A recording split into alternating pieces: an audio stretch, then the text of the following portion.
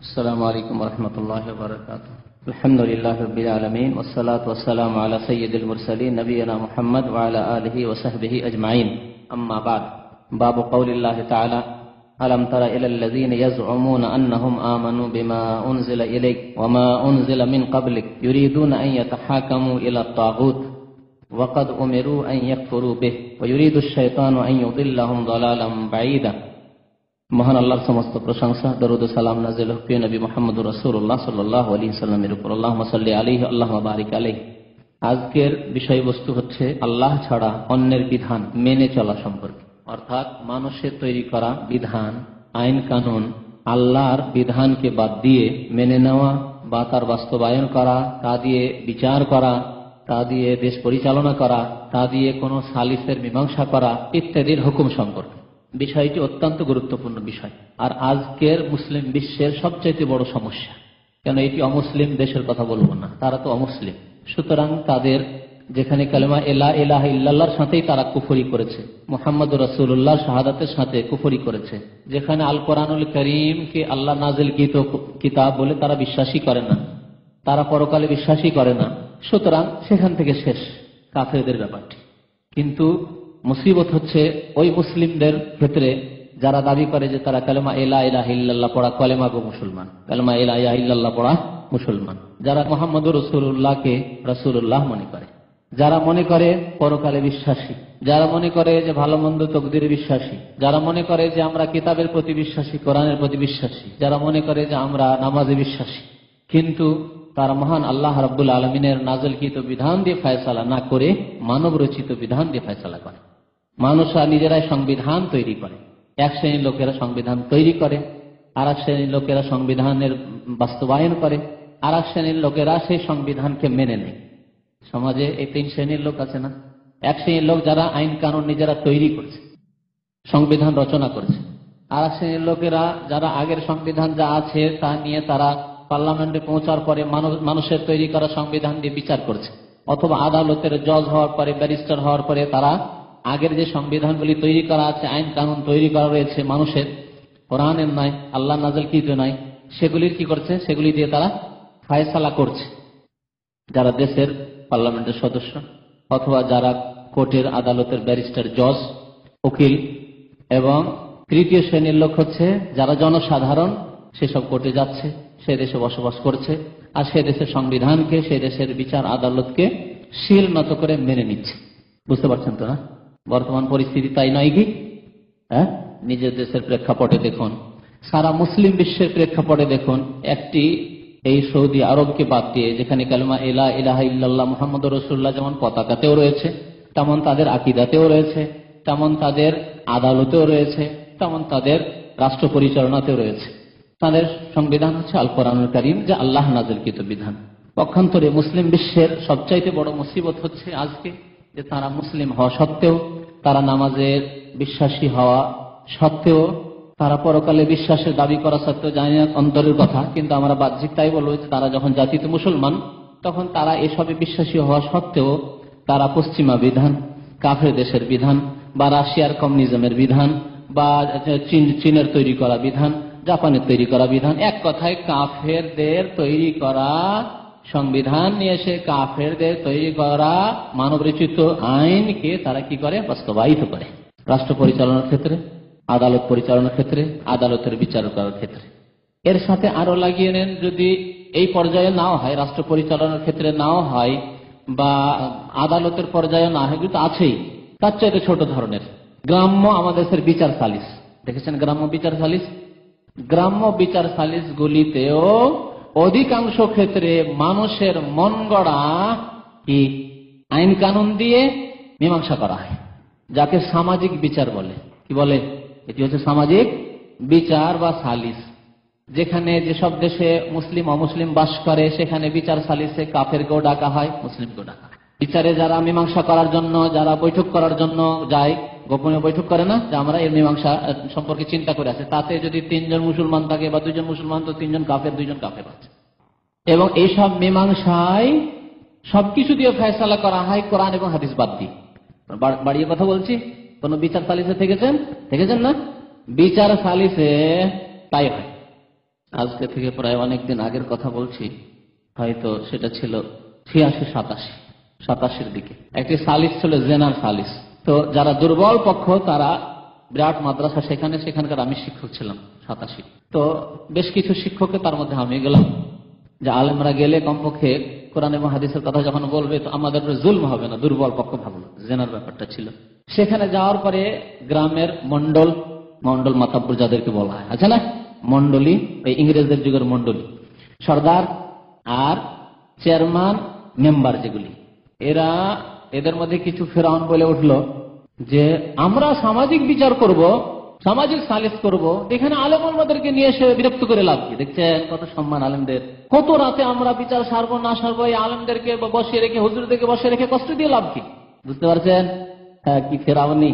মানে আলেমদের বিচার দিয়ে হবে না কাজ, কোরআন এবং হাদিসের বিচার দিয়ে হবে না, আমরা তাগুতরা বিচার করবো। আমরা ভাষাটা কত সুন্দর, আলেমদেরকে কষ্ট দিয়ে লাভ নাই, হুজুর আপনারা চলে যান, এইসব বিচার কখন শেষ হয় না হয় এইসব ঝামেলার ব্যাপার, আপনারা নেক মানুষ, পবিত্র মানুষ, নেক মানুষকে সমাজে থাকতে হবে না, নেক মানুষকে রাষ্ট্রনীতিতে থাকতে হবে না, নেক মানুষকে আদালতে যেতে হবে না, বিচারপতি হইতে হবে না। যত লম্পট, যত ঘুষখোর আর যত জালেম, যত বদমাইশ, তাদেরকে বিচারপতি ব্যারিস্টার হইতে হবে, তাদেরকে হাকিম জজ হইতে হবে, তাদেরকে রাষ্ট্রনেতা হইতে হবে, তাদেরকে পার্লামেন্টের মেম্বার হইতে হবে, তাদেরকে সমাজের চেয়ারম্যান মেম্বার মন্ডল মাতাপুর হইতে হবে, সরকার হইতে হবে, তারা বিচার করবে। বুঝলেন এই কথাটা তফসির?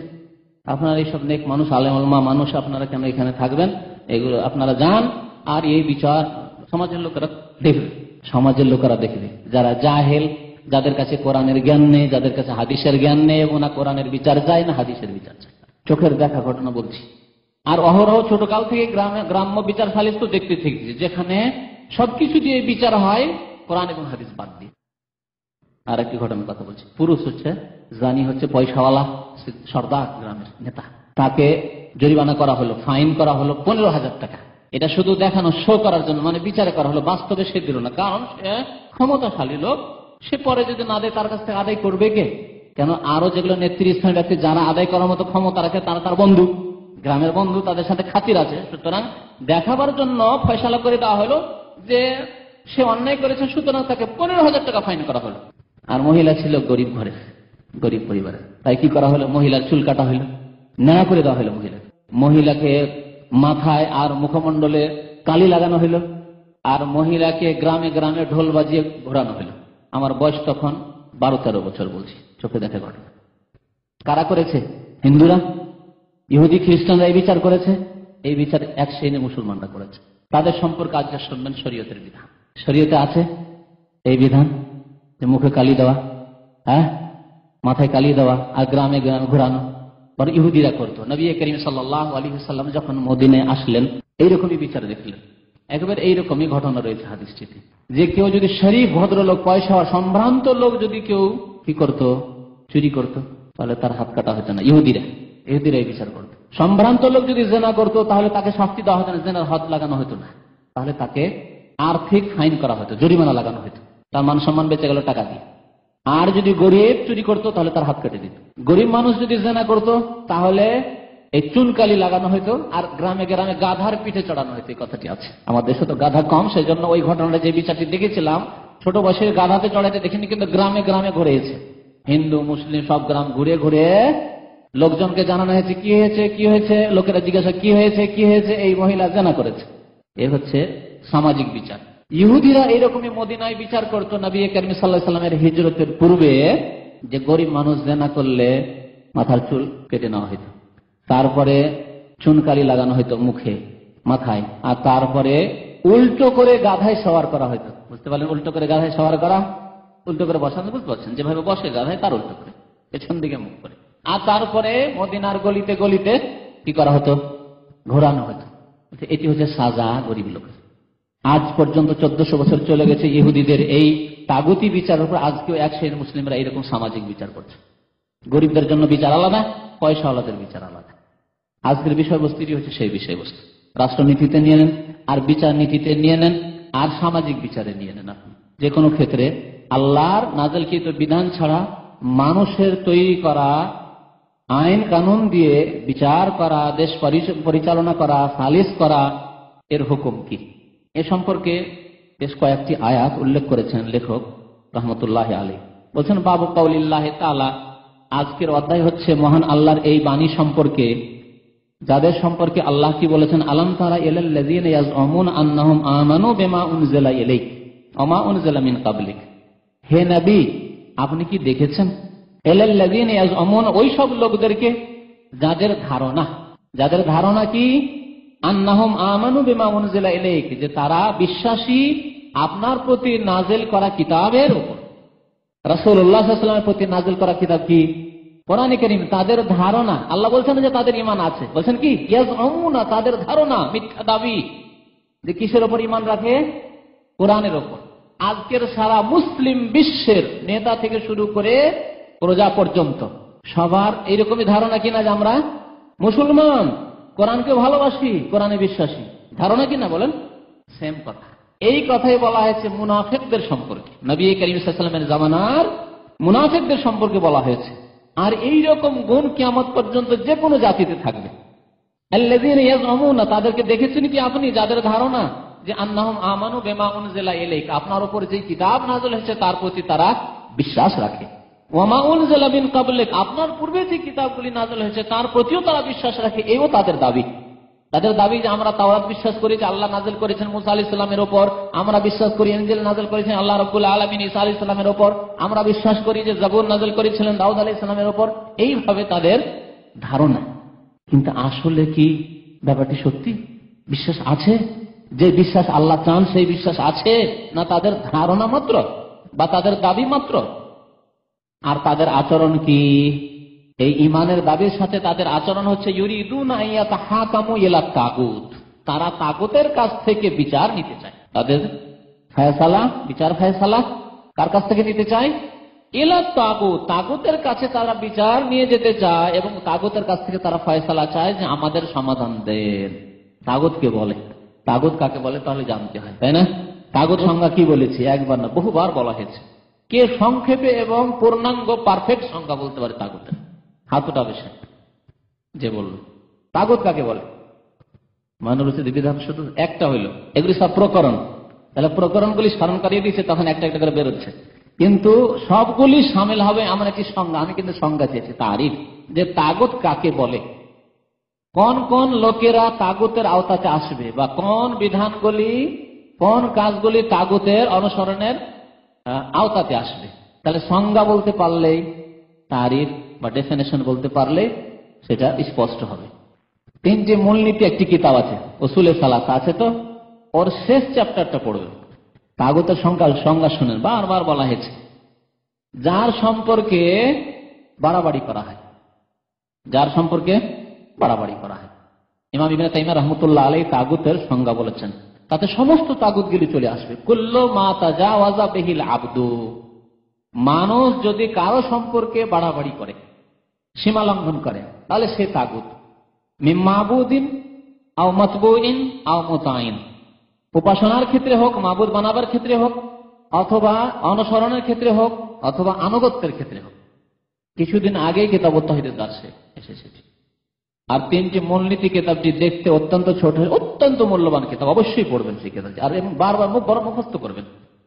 এখানে সৌদি আরবে এই কিতাবটি ছোট বাচ্চাদেরকে মুখস্থ করানো হয়, যাতে আকীদা ছোট থেকে মজবুত হয়ে যায়। উসুলে সালাস, তিনটি মূলনীতি। যার সম্পর্কে সীমা লঙ্ঘন করলো, বাড়াবাড়ি করলো, কোন মানুষ, কোন দেশ, কোন সম্প্রদায়, কোন জাতি, কোন বংশ, কোন গ্রামের মানুষ, যা হোক না কেন, বাড়াবাড়ি করলো। কি বাড়াবাড়ি? ইবাদতের ক্ষেত্রে বাড়াবাড়ি করলো, অর্থাৎ ইবাদত একমাত্র আল্লাহর হক, তাতে থেকে বাড়াবাড়ি করে অন্যকে দিয়ে দিল। তাহলে এটি কি হলো? তাগুতের পূজা করা হলো। আল্লাহ ছাড়া অন্যকে দিয়ে দেওয়া হলো তাগুতের পূজা করা। আল্লাহকে সেজদা করার সাথে সাথে নামাজের সেজদা আল্লাহকে করলো, আর তাদের থেকে সীমা লঙ্ঘন করে গিয়ে সম্মানের সেজদাকে মাজারে করলো, প্রতিমা পুতুলকে করলো, কদমের রসুলকে করলো, ইত্যাদি ইত্যাদি। হযরত বালকে করলো। নবী সাল্লাল্লাহু আলাইহি ওয়াসাল্লামের নাকি কোথায় চুল আছে, আর ওখানে একটি মাজার তৈরি হয়েছে চুলের নামে, সেখানে গিয়ে করলো। বাংলাদেশে কদমের রসুল আছে, নবীর কদম কোথা থেকে পৌঁছে গেল বাংলাদেশে? নবী সাল্লাল্লাহু আলাইহি ওয়াসাল্লামের কদম মোবারক কোথায় পৌঁছে, বাংলাদেশ কি করে পৌঁছিল? ভারতে কদমের রসুল আছে, কত জায়গায় যে কদম রেখেছেন নবী করিম সাল্লাল্লাহু আলাইহি ওয়াসাল্লাম। নবী সাল্লাল্লাহু আলাইহি ওয়াসাল্লামের মোবারক চুল নাকি কাশ্মীরে পৌঁছে গেছে, হযরত বল, দরগা হযরত বল, বুঝতে পারছেন? নাম দেয় যদি জিহাদের, আর হযরত বলের কাছে দোয়া করে, আল্লাহর কাছে দোয়া না করে, তো মুশরিকের আল্লাহ মদদ করবে? ইবাদতের ক্ষেত্রে সীমা লঙ্ঘন করলো। কুরবানি কার জন্য করতে হবে? জবাই কার নামে করতে হবে? বিসমিল্লাহে আল্লাহু আকবার, তাই না? কার সন্তুষ্টির জন্য জবাই করতে হবে? আল্লাহ সন্তুষ্টির জন্য জবাই করতে হবে না? কেউ যদি পীরের সন্তুষ্টি বিধানে জবাই করে, পীরের নৈকট্য লাভের জন্য, ওলির, বাবার, খাজা আজমিরির, গৌসে আজমের নৈকট্য লাভের জন্য যদি, তার শাফাত হাসিলের জন্য যদি জবাই করে, তাহলে সীমা লঙ্ঘন করলো না? করলো না? এর নাম হচ্ছে সীমা লঙ্ঘন করা। তাহলে ইবাদতের ক্ষেত্রে এগুলো, কারণ জবাই করা, কুরবানি করা, এগুলি ইবাদত।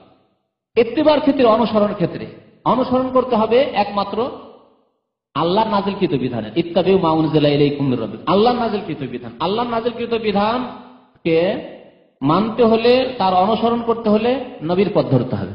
তাহলে এই নবীর পথ বাদ দিয়ে যদি অন্য কোনো পথ ধরে, দেওয়ানবাগী তরিকা, চিশতি তরিকা, মুজাদ্দিদি তরিকা, এগুলি তরিকার অনুসরণ করলো, তাহলে কি করলো? অনুসরণের ক্ষেত্রে সীমা লঙ্ঘন করলো। মার্কসিজমের অনুসরণ করলো। অনুসরণ আরো নেন, আজকালকার অনুসরণ করে মার্কসিজমের অনুসরণ করলো। মুসলমান আবার কমিউনিস্ট, কার্ল মার্কসের মতবাদে বিশ্বাসী, মাওয়ের মতবাদে বিশ্বাসী, ক্যাপিটালিজমে বিশ্বাসী, জাতীয়তাবাদে বিশ্বাসী, ধর্মনিরপেক্ষতায় বিশ্বাসী, গণতন্ত্রবাদে বিশ্বাসী। সব বাদ বাদ বাদ বাদ। পৃথিবীতে অনেক বাদ আজকাল হয়ে গেছে, তাই না? Ism ism ism ism ism, কোরআনের বিধান বাদ দিয়ে মুসলিম দেশে ইজম ইজমে কোথায় আছে? ইজমে সব ইসলামে, ইসলামে আছে বাস তরিকা রাসূলুল্লাহ, অনুসরণ একমাত্র রাসূলুল্লাহ সাল্লাল্লাহু আলাইহি ওয়াসাল্লাম। যার কলমা পড়েছেন আপনি, যার কলমায় আযান দিয়ে থাকেন, যার কলমার ইকামত দিয়ে থাকেন আপনি, যার কলমার শাহাদাত দিয়ে আপনার আত্মায়াত হয়, তাহলে নামাজ হয়, নইলে নামাজ হবে না। তাহলে যেই ব্যক্তি আল্লাহর নাযিলকৃত বিধান বাদ দিয়ে অনুসরণ করলো অন্য কোন তরিকার, সে সুফিয়ানা তরিকা, পীরদের তরিকায় হোক, মুরব্বিদের তরিকা হোক, আর পশ্চিমা তরিকা হোক, আর রাশিয়া চাইনার তরিকায় হোক, যেখানকারই মতবাদ হোক না কেন, সেগুলি যদি অনুসরণ করে, সেগুলিকে ফলো করে, তাহলে সে তাগুতের পূজা করলো, তাগুতের অনুসরণ করলো। আর কি বাকি থাকলো? ইতাআত বাকি, আনুগত্য, আনুগত্য করলো। আনুগত্য কার করতে বলেছেন? আল্লাহ রাব্বুল আলামিন, আতিউল্লাহ ওয়া আতিউর রাসূল। আল্লাহর আনুগত্য, রাসূলের আনুগত্য। আর নেতৃস্থানীয় আনুগত্য, গত সপ্তাহে এই বিষয়বস্তু ছিল। নেতৃস্থানীয় ওলামাদের আনুগত্য এবং রাষ্ট্রনেতাদের আনুগত্য হইতে হবে আল্লাহ রসুলের বিধানের আওতাতে। মানে আল্লাহ এবং রসুলের কথা যদি তারা বলেন, তাহলে আনুগত্য করতে হবে, না হলে আনুগত্য নেই কারণ। তাহলে এই ক্ষেত্রে যদি আল্লাহও বলেননি, রসুলও বলেননি, রসুলও করেননি সাল্লাল্লাহু আলাইহি ওয়াসাল্লাম, যদি অন্য কারো আনুগত্য করা হয়, অর্থাৎ তার কথা মেনে চলা হয়, তার বিধান মেনে চলা হয়, আনুগত্য মানে মেনে চলা। সহজ ভাষায়, সহজ ভাষা আনুগত্য মানে কি? মেনে চলা। ছেলেটি বাবার অত্যন্ত অনুগত, মানে তাবেদার, মানে মেনে চলে, যা বলে মেনে চলে, হচ্ছে আনুগত্য এর নাম। আনুগত্য, যা আল্লাহ বলেছেন মেনে চলতে হবে, যা রসুল বলেছেন মেনে চলতে হবে। এবং আল্লাহ এবং রসুলের কথা অন্য কোনো ব্যক্তি যদি বলেন, যা বলবেন মেনে চলতে হবে, যদি আল্লাহ এবং রসুলের কথা। শর্ত হচ্ছে যদি আল্লাহ এবং রসুলের কথা হয়, এর নাম হচ্ছে আনুগত্য, মেনে চলা। এই ক্ষেত্রে আল্লাহ নাযিল করেননি, রাসূলুল্লাহ সাল্লাল্লাহু আলাইহি ওয়াসাল্লাম বলেননি, যদি কারো আনুগত্য করা হয় অন্ধভাবে, যে না তিনি বড়, সুতরাং তার কথা মানতেই হবে। তাদের আইন কানুন দিয়ে দেখা যাচ্ছে তারা খুব উন্নতি করেছে, পশ্চিমারা এই জন্য উন্নতি করেছে যে তাদের আইন কানুন খুব ভালো। ধরেন, উদাহরণস্বরূপ বলছি, কমিউনিজম এককালে বড় শক্তিশালী হয়েছিল এই জন্য যে তাদের আইন কানুন অত্যন্ত সুষ্ঠু এবং খুব সুন্দর। তাই তাদের আইন কানুনগুলি আমাদের দেশে নিয়ে এসে যদি দেশ পরিচালনা করি, আমাদের দেশে নিয়ে এসে যদি আমরা যদি আমাদের আদালতের ওই বিচারগুলি ওইভাবে করি, তাহলে মনে হয় আমরা উন্নতি করতে পারবো। এ হচ্ছে আনুগত্যের ক্ষেত্রে কি? সীমা লঙ্ঘন, বাড়াবাড়ি করা। বুঝতে পারলেন না? পারলেন না? ইবাদতের ক্ষেত্রে বাড়াবাড়ি করা, অনুসরণের ক্ষেত্রে বাড়াবাড়ি করা, আর আনুগত্যের ক্ষেত্রে, মেনে নেওয়ার ক্ষেত্রে বাড়াবাড়ি করা। তিনটি ক্ষেত্রে যদি কারো সম্পর্কে বাড়াবাড়ি করা হয়, সেটি হচ্ছে তাগুতের কাছে ফয়সালা নেওয়া, তাগুতের আনুগত্য করা, তাগুতের অনুসরণ করা, তাগুতের পূজা করা। বিচার ক্ষেত্রে হলে তাহাকামু ইলা তাগুত। এখানে আল্লাহ রাব্বুল আলামিন বিচারের কথা বলেছেন। কি বলছেন? ইউরিদুন আন ইয়াতাহাকামু ইলা তাগুত, তারা তাগুতের কাছে বিচার ফয়সালা নিতে চায়। ওয়াকাদ উমিরু আন ইয়াকফুরু বিহি, অথচ তাদেরকে আদেশ করা হয়েছে তাগুতের সাথে কুফরি করার, অর্থাৎ তাগুতকে অস্বীকার করার কি করা হয়েছে? আদেশ করা হয়েছে। বরং কালিমা লা ইলাহা ইল্লাল্লাহ মুহাম্মাদুর রাসূলুল্লাহ প্রথম আদেশ হচ্ছে তাগুতকে অস্বীকার করা। কে বুঝেছেন এই কথাটি? কে আছেন যিনি বুঝেছেন যে কালিমা লা ইলাহা ইল্লাল্লাহর প্রথম আদেশ হচ্ছে তাগুতকে অস্বীকার করা? প্রথম আদেশ আল্লাহর ইবাদত করো নয়, বরং প্রথম আদেশ হচ্ছে তাগুতকে অস্বীকার করো। এটা কে বুঝাতে পারবেন? নেই কোন ইলাহ মানে বাতিলগুলিকে ক্যান্সেল, কমিউনিজম ক্যান্সেল, পুঁজিবাদ ক্যান্সেল, সমাজবাদ ক্যান্সেল, ইত্যাদিতে যত বাদ আছে আর যত বিচার আছে মানুষের, যত পূজা আছে সবগুলি ক্যান্সেল। লা ইলাহা কিচ্ছু নেই ইল্লাল্লাহ, একমাত্র আল্লাহ রাব্বুল আলামিনের ইবাদত ছাড়া, আল্লাহর বিধান নাযিলকৃত বিধানের অনুসরণ ছাড়া, আল্লাহ রাব্বুল আলামিনের আনুগত্য ছাড়া, জি আল্লাহর নাযিলকৃত বিধান মোতাবেক জীবনযাপন ছাড়া। তাহলে প্রথম না করতে হবে। রহস্য কি জানেন? রহস্য যারা চাষী তারা খুব সহজে বুঝতে পারবে। আগে কেন না পরে কেন হ্যাঁ, আগে কেন না পরে কেন হ্যাঁ। আল্লাহ আগে হ্যাঁ বলে পরে না করতেন, ইবাদত করো শিরক করিও না, এরকম তো বলেন লা ইলাহা ইল্লাল্লাহ, আগে না পরে হ্যাঁ। কে বুঝাতে পারেন এই চাষির উদাহরণ দিয়ে? হ্যাঁ, জমির সাফ করো প্রথম, তারপরে বীজ বপন করো, তাহলে এই বীজ ফুটে উঠবে আর এই গাছ হবে, হ্যাঁ, তারপরে ফসল বা ফল হবে, ফলবে, না হলে হবে না কাজ। মগজে শিরক ঢুকে আছে, কুফরি ঢুকে আছে, নাস্তিকতা ঢুকে আছে, আগাছা ঢুকে আছে, এগুলিকে সাফ করে ফেলো মগজ থেকে, মগজকে ক্লিন করে নাও। তারপরে যখন নিউট্রাল হয়ে গেছে, একবারে ক্লিন পরিষ্কার হয়ে গেছে মগজ, তখন ঢুকে আল্লাহ আল্লাহ ঢুকে, তারপর ঢুকে থাকবে গৌসুল আজম জিলানি, ঢুকে থাকবে চিশতি, ঢুকে থাকবে শাহজালাল, ঢুকে থাকবে আটরসি, ঢুকে থাকবে মাইজভান্ডারি, আর আল্লাহ আল্লাহ, কাজ দেবেন। বহু রকমের আগাছা ঘাস ঢুকে আছে, আর ঘাসের মধ্যে দিলেন একেবারে ফসলের বীজ, দিলেন বীজ বপন করে, হবে না। এই জন্য প্রথম কি করতে হবে? চাষ করতে হবে, প্রথম সাফ করতে হবে, তাসফিয়া, তারপরে অলঙ্কৃত করতে হবে বীজ দিয়ে, তাহলিয়া বলা হয়েছে। প্রথম তাসফিয়া করতে হবে মানে সাফ সুতরা ক্লিন করতে হবে, আর তারপরে করতে হবে তাহলিয়া মানে অলঙ্কৃত করতে হবে, তখন ভালো বীজ দিতে হবে, তাহলে হবে লা ইলাহা ইল্লাল্লাহ। আল্লাহ রাব্বুল আলামিন তাহলে তাগুতকে অস্বীকার করার, তাগুতের সাথে কুফরি করার আদেশ করেছেন। তাহলে সারা পৃথিবীর সমস্ত বিধানকে অস্বীকার করেই তখন আল্লাহর কিতাবের বিধানের বাস্তবায়ন সম্ভব। আজ সামান্যতম মানুষের কিছু বিধান অন্তরে থেকে যায়, কাজে কর্মে থেকে যায়, আর তার সাথে আমরা কোরআন মানি, নামাজও পড়ি, কাজ দেবে না, জগা খিচুড়ি, শিরিকও থাকবে, বিদাতও থাকবে, তার সাথে সাথে কিছু সুন্নতি কাজও থাকবে, নামাজ রোজাও থাকবে, খিচুড়ি হয়ে যাবে। এই খিচুড়ি হয়েছে আজকের মুসলমানদের অবস্থা। আল্লাহ রাব্বুল আলামিনের খালেস নির্ভেজাল বিধান মুসলিম জীবনে নেই, যার কারণে তো আল্লাহ রাব্বুল বলছেন যে ওয়াকাদ উমিরু আন ইয়াকফুরু বিহি, তাদেরকে অস্বীকার করার আদেশ করা হয়েছে। কাকে অস্বীকার করবে? তাগুতকে অস্বীকার করবে।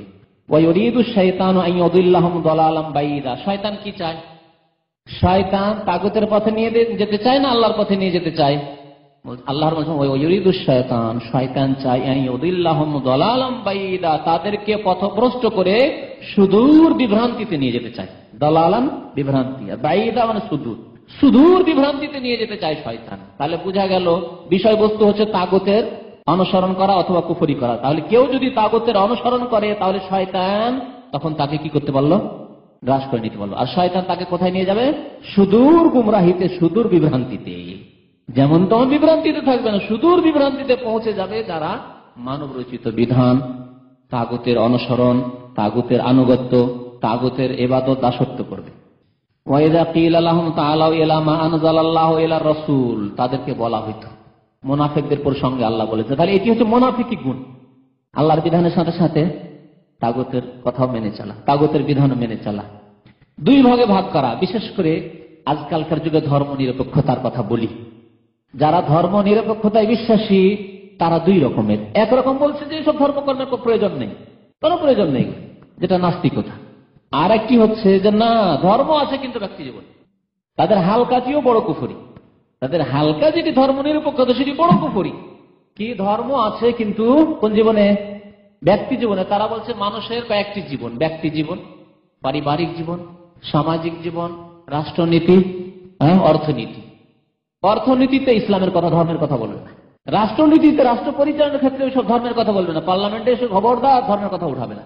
আদালতে এসে ধর্মের কথা উঠাবে না। ব্যাংকে এসে বলবে না ধর্মের কথা, হালাল আর হারাম, জায়েজ না না জায়েজ, এসব কথা বলবে না। ব্যবসা বাণিজ্যের ক্ষেত্রে এই ব্যবসা করা যাবে না, ঠিক না ভুল, এসব কথা বলবে না।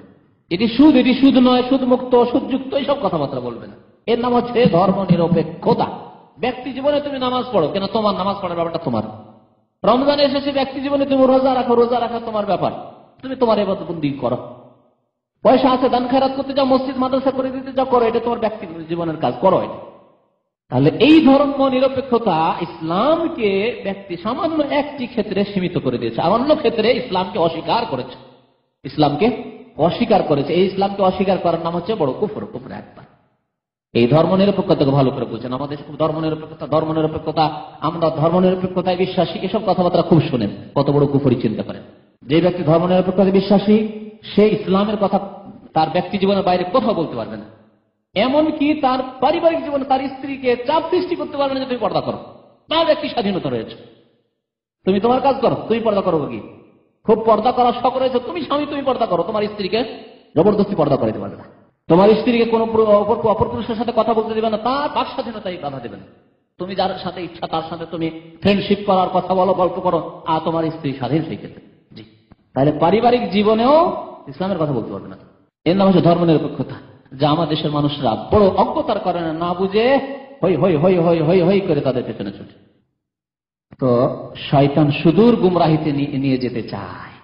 এগুলি হচ্ছে সুদূর গুমরাহি। তাদেরকে যখন বলা হইতো কি ওয়াইদা কিল লাহুম তাআলাউ ইলা মা আনজালাল্লাহ, এসো সেই দিকে যা আল্লাহ নাযিল করেছেন, অর্থাৎ আল্লাহর নাযিলকৃত বিধানের দিকে এসো। কোরআনের বিধান মেনে নাও ব্যক্তি জীবনে, কোরআনের বিধান মেনে নাও পারিবারিক জীবনে, কোরআনের বিধান মেনে নাও অর্থনীতিতে, কোরআনের বিধান মেনে নাও সামাজিক জীবনে, কোরআনের বিধান মেনে নাও রাষ্ট্রীয় জীবনে, সব ক্ষেত্রে, সার্বিক ক্ষেত্রে উদখুলু ফিস সিলমি কাফা, পুরোপুরি ইসলামে প্রবেশ করো। যখন তাদেরকে বলা হয় তাআলাউ ইলা মা আনজালাল্লাহু ওয়া ইলা রাসূল, আল্লাহর পক্ষ থেকে যা নাযিল করেছেন, ওয়া ইলা রাসূল, রাসূলের দিকে যা নাযিল হয়েছে, এই দিকে এসো, মেনে নাও। তখন যারা মুনাফিক, যাদের অন্তরে কপটতা আছে, যারা ইসলাম মানতে চায় না, রাআইতাল মুনাফিকিন, মুনাফিকদেরকে তুমি দেখতে পাবে হে মুহাম্মদ সাল্লাল্লাহু আলাইহি সাল্লাম, কি অবস্থায় দেখতে পাবে? ইয়াসুদ্দুনা আনকা সুদুদা, আপনার থেকে বিচ্ছিন্ন হয়ে কি হতে চায়? সরে যেতে চায়। ইয়াসুদ্দুনা মানে সরে যাওয়া, বিচ্ছিন্ন হয়ে সরে যেতে চায়, মানতে চায় না। আজকাল আমাদের কলেজ ইউনিভার্সিটির শিক্ষিত বহু লোককে বলতে শোনা যায়, আমি নিজের চোখে এক হেডমাস্টারকে দেখি, হাই স্কুল উচ্চ মাধ্যমিকের হেডমাস্টার, তার বাবা খুব পরহেজগার লোক, দাড়িওয়ালা মুসলমান, আর খুব পরহেজগার লোক, মানে আমাদের দেশীয় ভাষায় যে পরহেজগার হওয়ার জন্য যা টুপি, দাড়ি, 5 ওয়াক্ত নামাজ, সবসময় মসজিদ, পরহেজগার। তার ছেলে 1 ওয়াক্ত নামাজ পড়ে না, এমনকি জুমা পর্যন্ত পড়ে না, হেডমাস্টার হয়ে গেছে, আবার নামাজ রোজার কি প্রয়োজন? আমাদের দেশে তো এরকমই ধারণা ধর্ম সম্পর্কে। তো সে একজন ভালো আলেম মুরব্বী, সেই মজলিসে হাজির। সেই মুরব্বী বলছে, আমার ছেলে শিক্ষিত হেডমাস্টার, তাকে একটু নসিহত করেন মৌলানা সাহেব, হুজুর একটু নসিহত করেন যাতে করে নামাজটা পড়ে। হুজুর তখন শুরু করলেন একটু নসিহত করতে তার বাবার কথা শুনে, আর এই মাস্টার সাহেবের বক্তব্য শুনে, দেখুন নামাজটি আমার ব্যক্তি ব্যাপার, সুতরাং আমার ব্যক্তি জীবন সম্পর্কে ইন্টারফেয়ার না করাই ভালো, আপনাদের এই ক্ষেত্রে কিছু না বলাই ভালো, এটা আমার নিজস্ব ব্যাপার। জি, তার নামাজ নিজস্ব ব্যাপার, তার মানে সে ধর্ম নিরপেক্ষতায় বিশ্বাসী। আমি নামাজ পড়লাম নাই পড়লাম, তুমি তোমার নামাজ পড়ো, আমাকে কেন বলবে? আল্লাহ তা বলেছেন না? বলেছেন জামাত করে নামাজ পড়তে হবে, মুসলমান থাকলে নামাজ পড়তে হবে, জামাত কায়েম করতে হবে, মসজিদ কায়েম করতে হবে, ওয়ারকাউ মা'আর রাকিন। তাহলে ব্যক্তি জীবনের শুধু ইবাদত নামাজ কখনো না। যে ব্যক্তি নামাজ না পড়বে তার বিরুদ্ধে ইসলামিক রাষ্ট্রের দায়িত্ব হচ্ছে, ফরজ দায়িত্ব, তার বিরুদ্ধে যে ইসলামিক শরীয়তি বিচার রয়েছে সেই বিচার করতে হবে। আর সবচেয়ে হালকা বিচার, ইমাম আবু হানিফা রাহমাতুল্লাহ আলাইহির মত, এটি হচ্ছে সবচেয়ে হালকা বিচার বেনামাজির, যে তাকে জেলে বন্দী করো অতদিন পর্যন্ত, যতদিন পর্যন্ত সে তওবা করে, খালেস তওবা করে নামাজি না হয়ে যাবে, আর না হলে সে জেলে মরে যাক, তার মরা লাশ বেরোবে, তখন নিয়ে গিয়ে তাকে এমনি পুঁতে দাও, এটি হালকা। বাকি 3 আইম্মায়ে কেরাম রাহমাতুল্লাহ আলাইহিম আজমাইনের ফতোয়া হচ্ছে যে তার শাস্তি হচ্ছে হয় তওবা, তওবার একটা সুযোগ দাও তাকে, নামাজ পড়েনি তওবার সুযোগে তওবা করে নামাজ শুরু করুক, আর না হলে তাকে হত্যা করা ইসলামিক সরকারের পর। কোথায় আছে মুসলমানরা যাদের 95-98% লোক নামাজ পড়ে না? তাহলে মুনাফিকরা কি করে? আল্লাহ এবং রাসূলের বিধানের কথা বলে ইয়াসুদ্দুনা আনকা সুদুদা, হে নবী, আপনার থেকে তারা বিচ্ছিন্ন হয়ে দূরে সরে যেতে চায়।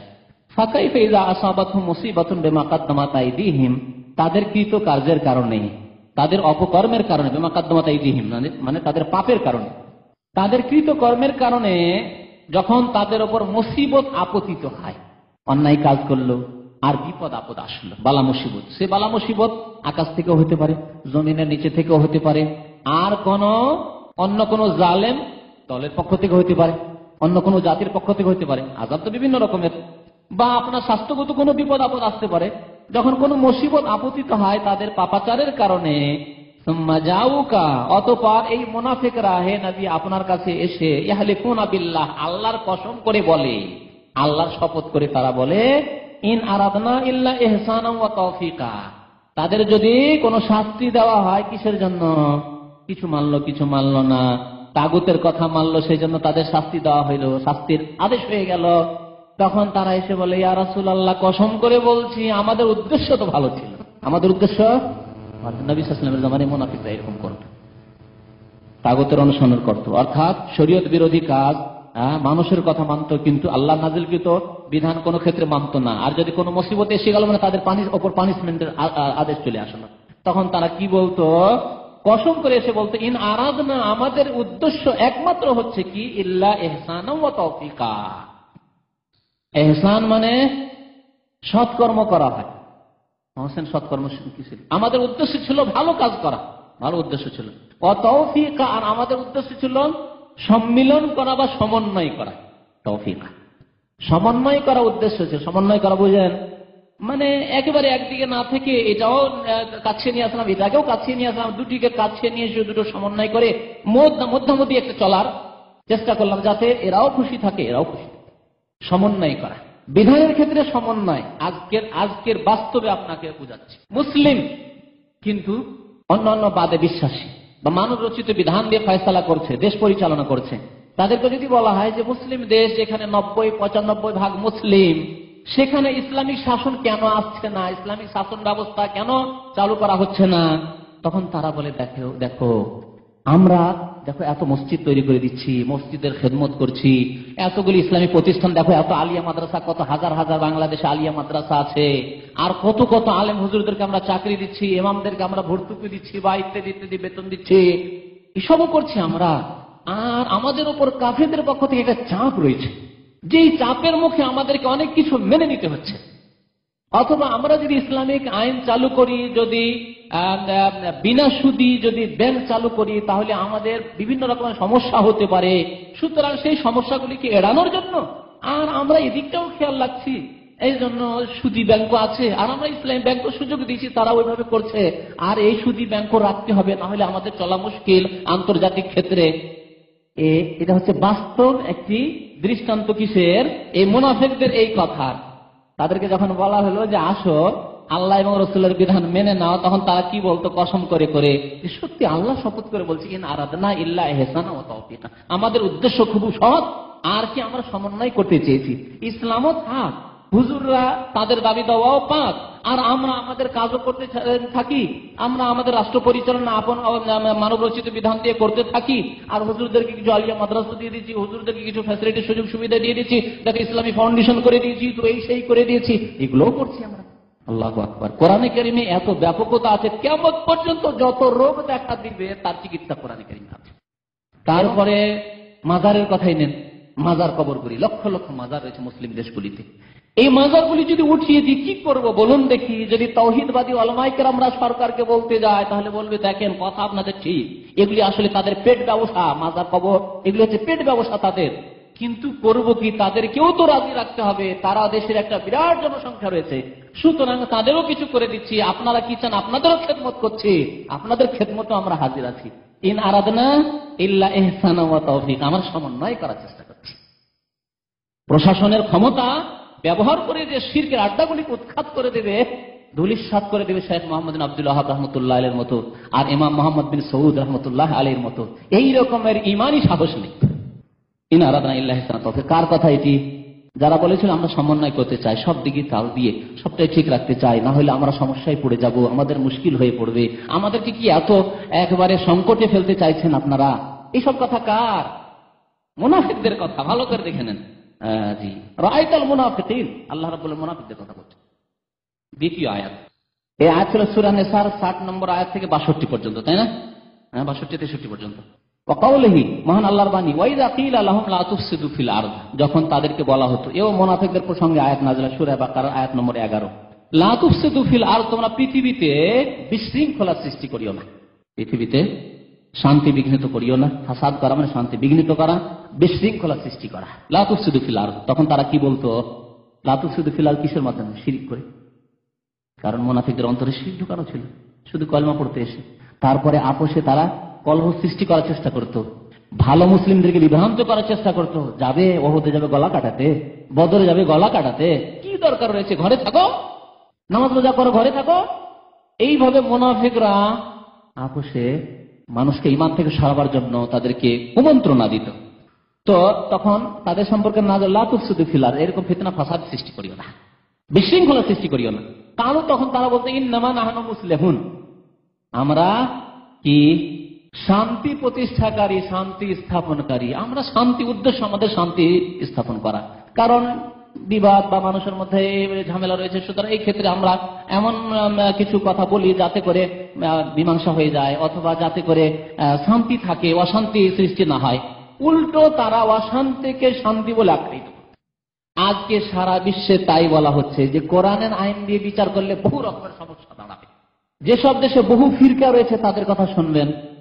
পাকিস্তানে যখন জিয়াউল হকের জামানায়, আন্তর্জাতিক কিছু কথা আপনাদেরকে বলছি, জিয়াউল হকের জামানায় যখন ওলামায়ে খুব চাপ সৃষ্টি করলো যে পাকিস্তান কলমা লা ইলাহা ইল্লাল্লাহর নামে ধোঁকা দিয়ে পাকিস্তান তৈরি করা হলো, যে দেখো পাকিস্তান হলে, ভারত থেকে পাকিস্তান স্বাধীন করলেই দেখো লা ইলাহা ইল্লাল্লাহ কলেমা প্রতিষ্ঠা হবে এবং এখানে ইসলামিক শাসন ব্যবস্থা কায়েম হবে।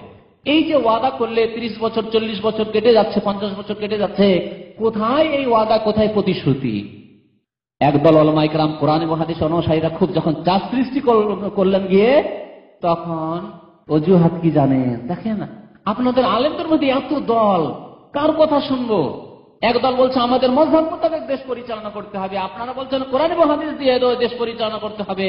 আর একদল বলছে না, আমাদের বেরেলভি তরিকা, আমাদের রেজাখানের তরিকায় দেশ পরিচালনা করতে হবে। তা আমরা কোন তরিকায় যাব? দেখছেন, এগুলি অজুহাত। আপনার কাছে ক্ষমতা আছে, যদি আপনার দেশদ্রোহিতা কেউ করে তাহলে দমন করে দিতে পারছেন আপনি গলা কেটে। আর যারা দেশদ্রোহিতা করে আপনি বলে আল্লাহ এবং রাসূলের বিধান কায়েম করবো, আর কে দেশদ্রোহিতা করবে? ইসলামের বিধান হচ্ছে তাই। কেন এই সাহস হচ্ছে না? তখন কেন বলছেন যে আপনারা নিজেরাই আপোষে এই করছে, তো আমরা কি করব? এই কথা বলে অজুহাত করা হয়েছিল সেই যুগ, আর আজ পর্যন্ত হলো না, আর কোনো আশাও করা যায় না। ধর্মের নামে ইহুদি দেশ কায়েম হয়েছে ফিলিস্তিনের কলমে। সেই দেশে ইহুদি বাতিলপন্থীরাও তাদের ইহুদিজমকে কায়েম করে ফেলেছে। কিন্তু মুসলিমরা ধর্মের নামে পাকিস্তান করার পরে না পাকিস্তানই হলো, না পাকিস্তান থেকে আবার খণ্ডিত হয়ে বাংলাদেশ হলো, সেখানে না ইসলাম প্রতিষ্ঠা হলো। বড় আফসোসের বিষয়। আল্লাহ রাব্বুল আলামিন আরো একটি আয়াতে বলছেন যে ওয়ালা তুফসিদু ফিল আরদি বাদা ইসলাহিহা, তোমরা পৃথিবীতে বিশৃঙ্খলা সৃষ্টি করিও না শান্তি স্থাপিত হওয়ার পরে। শান্তি স্থাপিত হওয়ার পরে বিশৃঙ্খলা সৃষ্টি করিও না। দেখুন, আয়াতের প্রথম তাফসীর হচ্ছে শান্তি প্রতিষ্ঠা হয় আল্লাহর একত্ববাদের মাধ্যমে। জমিন আল্লাহ, ইবাদত বন্দেগী একমাত্র আল্লাহর হবে। আল্লাহ রাসূল প্রেরণ করেছেন, একমাত্র রাসূলের আনিত বিধানের বাস্তবায়ন হইতে হবে এই জমিনে। এটি হচ্ছে শান্তির পথ, এটি হচ্ছে ইসলাহের পথ। ইসলাহ করে দিয়ে নবী করিম সাল্লাল্লাহু আলাইহি সাল্লাম পৃথিবী থেকে বিদায় নিয়েছেন।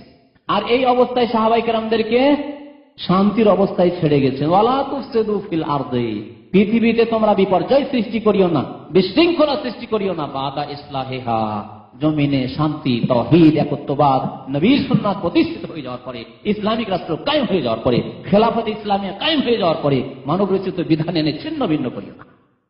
ওয়ালা তুফসিদু ফিল আরদি বাদা ইসলাহিহা ওয়াদউহু খাওফান ওয়া তামাআ, এবং আল্লাহকে ডাকো, আহ্বান করো ভয়ের সাথে, ভীতির সাথে, ওয়া তামাআন, আশার সাথে। এ সম্পর্কে একটি বিষয়বস্তু আগে কিছুদিন আগে আলোচনা হয়েছে যে আল্লাহকে ডাকতে হবে দুইটি নিয়ে, অন্তরে দুইটি কথা থাকবে। কি?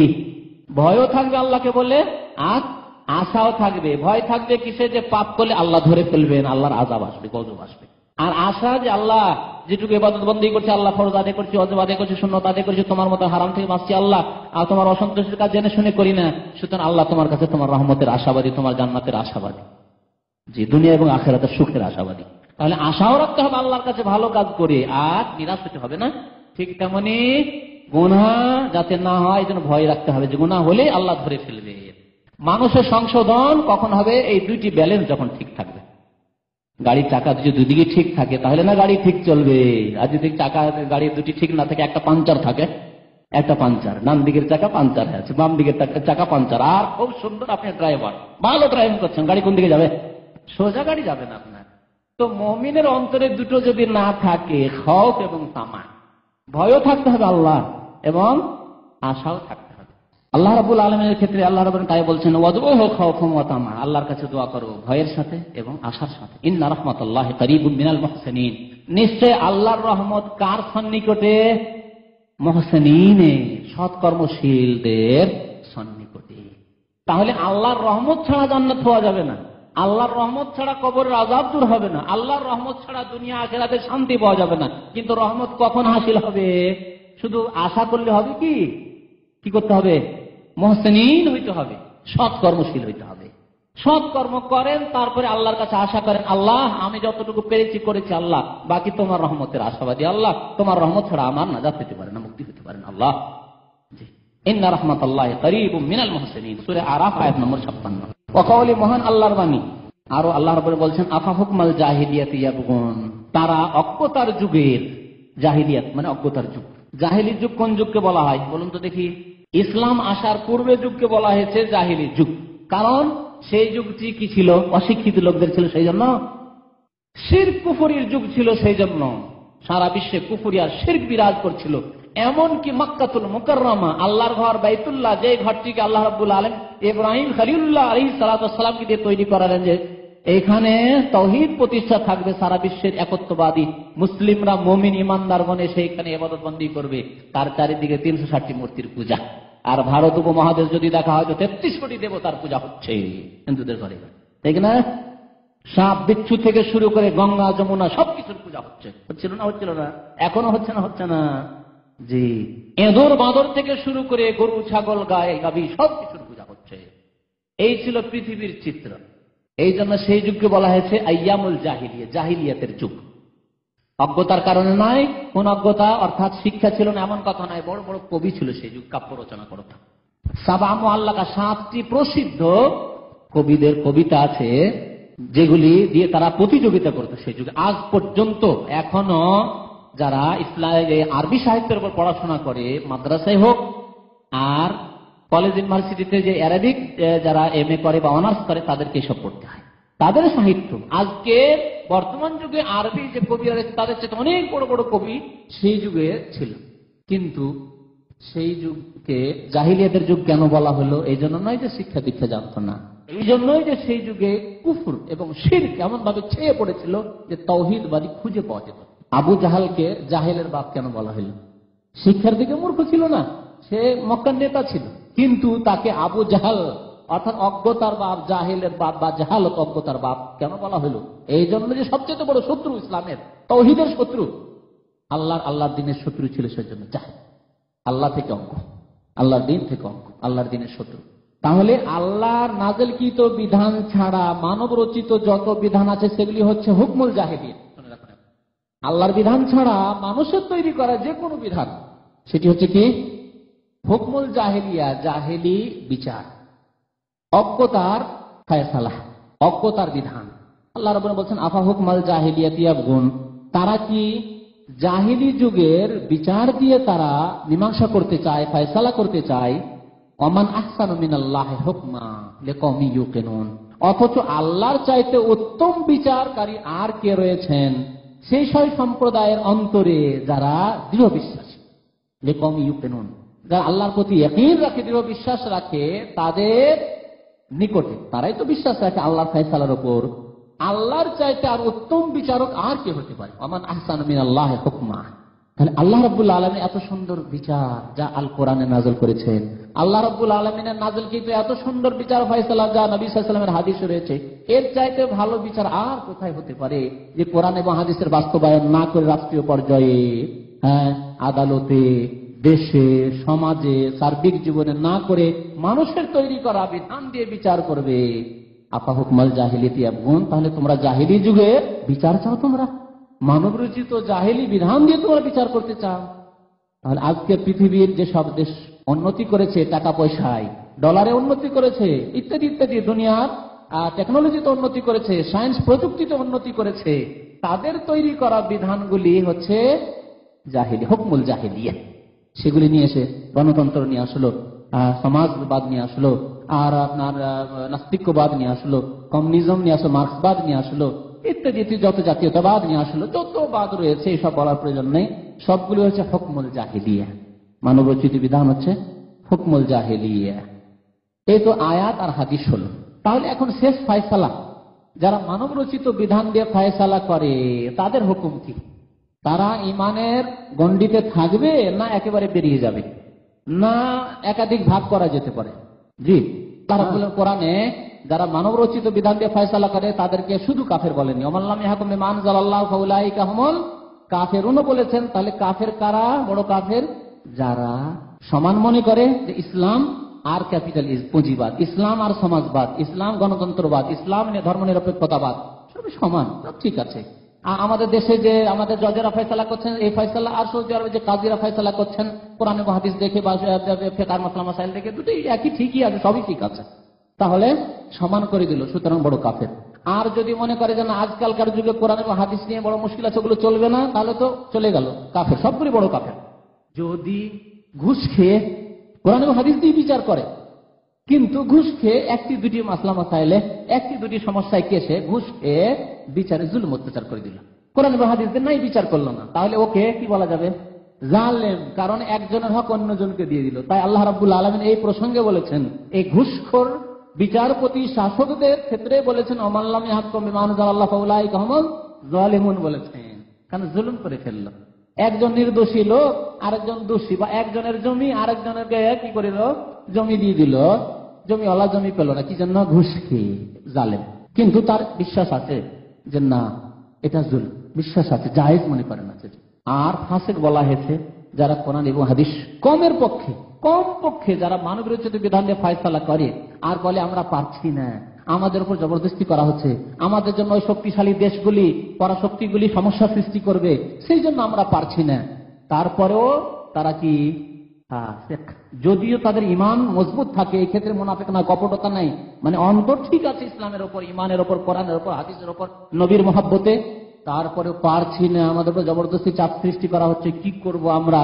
তারপরেও আমাল্লাম ইয়াহকুম বিমা আনজালাল্লাহু ফাউলাইকা হুমুল ফাসিকুন, এরা ফাসিক, পাপিষ্ট, গুনাহগার, কাবিরা গুনাহ করছে। তা জি, হয় পারবে, আর না হলে যারা পারবে তাদের জন্য রাস্তা ছেড়ে দেবে।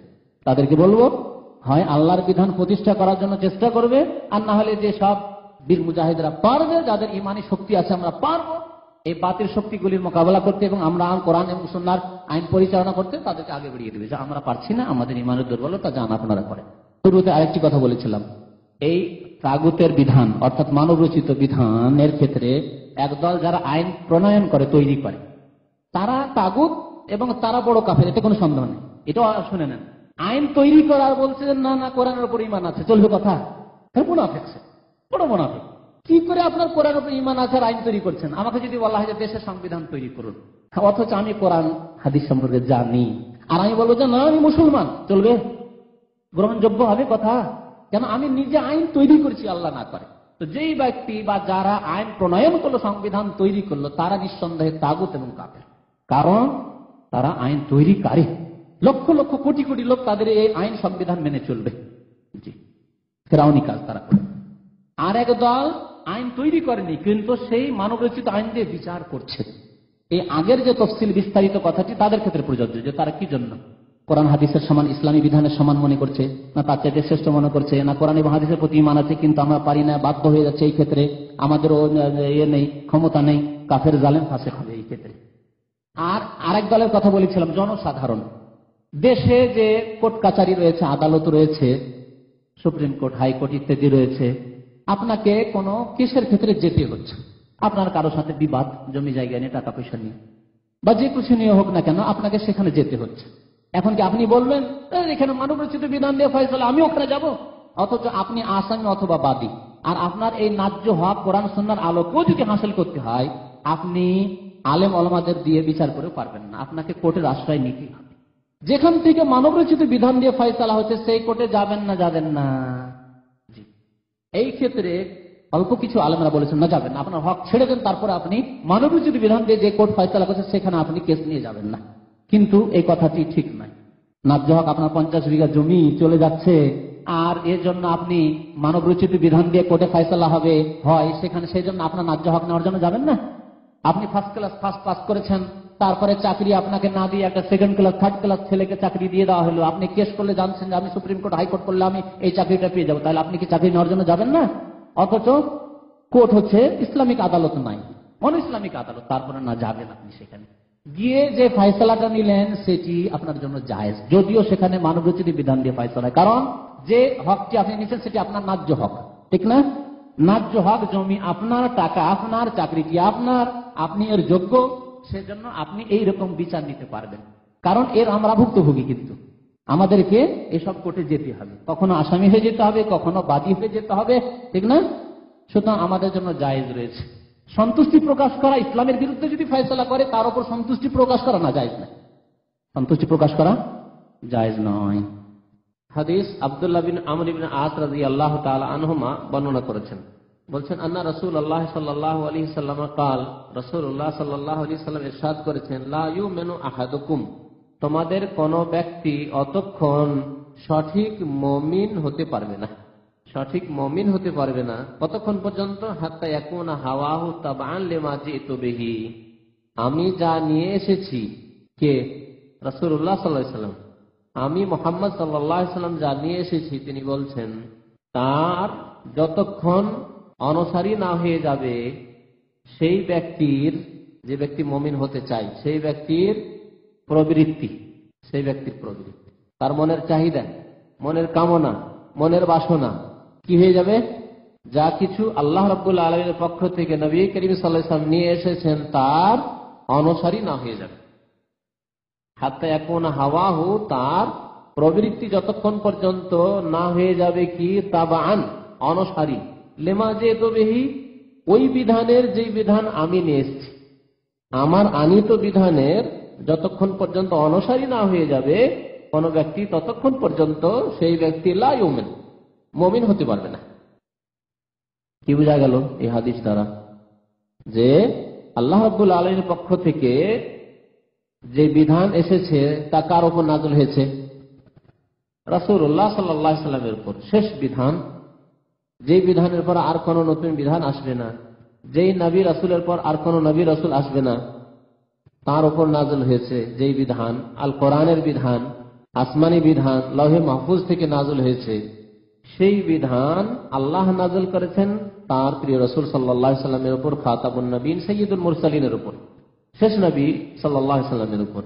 সেই আনিত বিধানের অনুসারী যতক্ষণ না হয়ে যায় মানুষের মনের চাহিদা, কামনা, বাসনা, প্রবৃত্তি, ততক্ষণ পর্যন্ত মুমিন মুসলিম হতে পারবে না। সে ব্যক্তি সমস্যার ক্ষেত্রে হোক, পারিবারিক সমস্যার ক্ষেত্রে হোক, সামাজিক সমস্যার ক্ষেত্রে হোক, আর অর্থনীতির ক্ষেত্রে হোক, আর রাষ্ট্রনীতির ক্ষেত্রে হোক, সমস্ত ক্ষেত্রে যতক্ষণ পর্যন্ত রাসূলুল্লাহ সাল্লাল্লাহু আলাইহি সাল্লামের আনিত বিধানের অনুসারী মানুষের মনের কামনা বাসনা না হবে, মানুষের মন অনুসরণ করবে তাকে রাসূলুল্লাহ সাল্লাল্লাহু আলাইহি সাল্লামের আনিত বিধান, ইত্তাবিউ মা উনজিলা ইলাইকুম মির রাব্বিকুম, সূরা আরাফ মহান আল্লাহ ইরশাদ করেছেন, যা তোমাদের জন্য নাযিল করা হয়েছে তোমাদের রবের পক্ষ থেকে, রবের পক্ষ থেকে নাযিল করা হয়েছে, যিনি সৃষ্টিকর্তা, যিনি পালনকর্তা, যিনি প্রতিপালক, তার পক্ষ থেকে নাযিল করা হয়েছে, সেই বিধানের কি করো?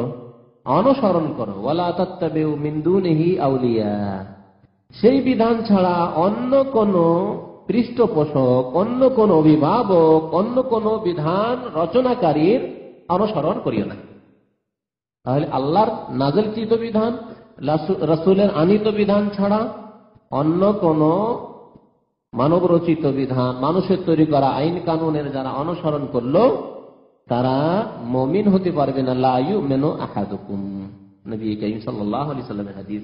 এই হাদিসটি রয়েছে ইবনে আবি আসিমের একটি হাদিসের কিতাব রয়েছে আস-সুন্নাহ, কিতাবের নাম হচ্ছে কিতাবুস সুন্নাহ, ইমাম ইবনে আবি আসিমের সেই কিতাব রয়েছে। ইমাম নবী রাহমাতুল্লাহ আলাইহি সেই কিতাবটি তার একটি, সেই হাদিসটি তার একটি কিতাব রয়েছে আল হুজ্জা নামক কিতাব, সেই আল হুজ্জা কিতাবে উল্লেখ করেছেন। নওয়াবী রহমতুল্লাহ আলাইহি বলছেন, হাদিসুল সাহি, এই হাদিসটি হচ্ছে সহিহ হাদিস। রবিনাহু ফি কিতাবিল হুজ্জাহ বিইসনাদিন সাহিহ, এই হাদিসটি বর্ণনা করা হয়েছে কিতাবুল হুজ্জাতে সহিহ সূত্রে, বিশুদ্ধ সনদে।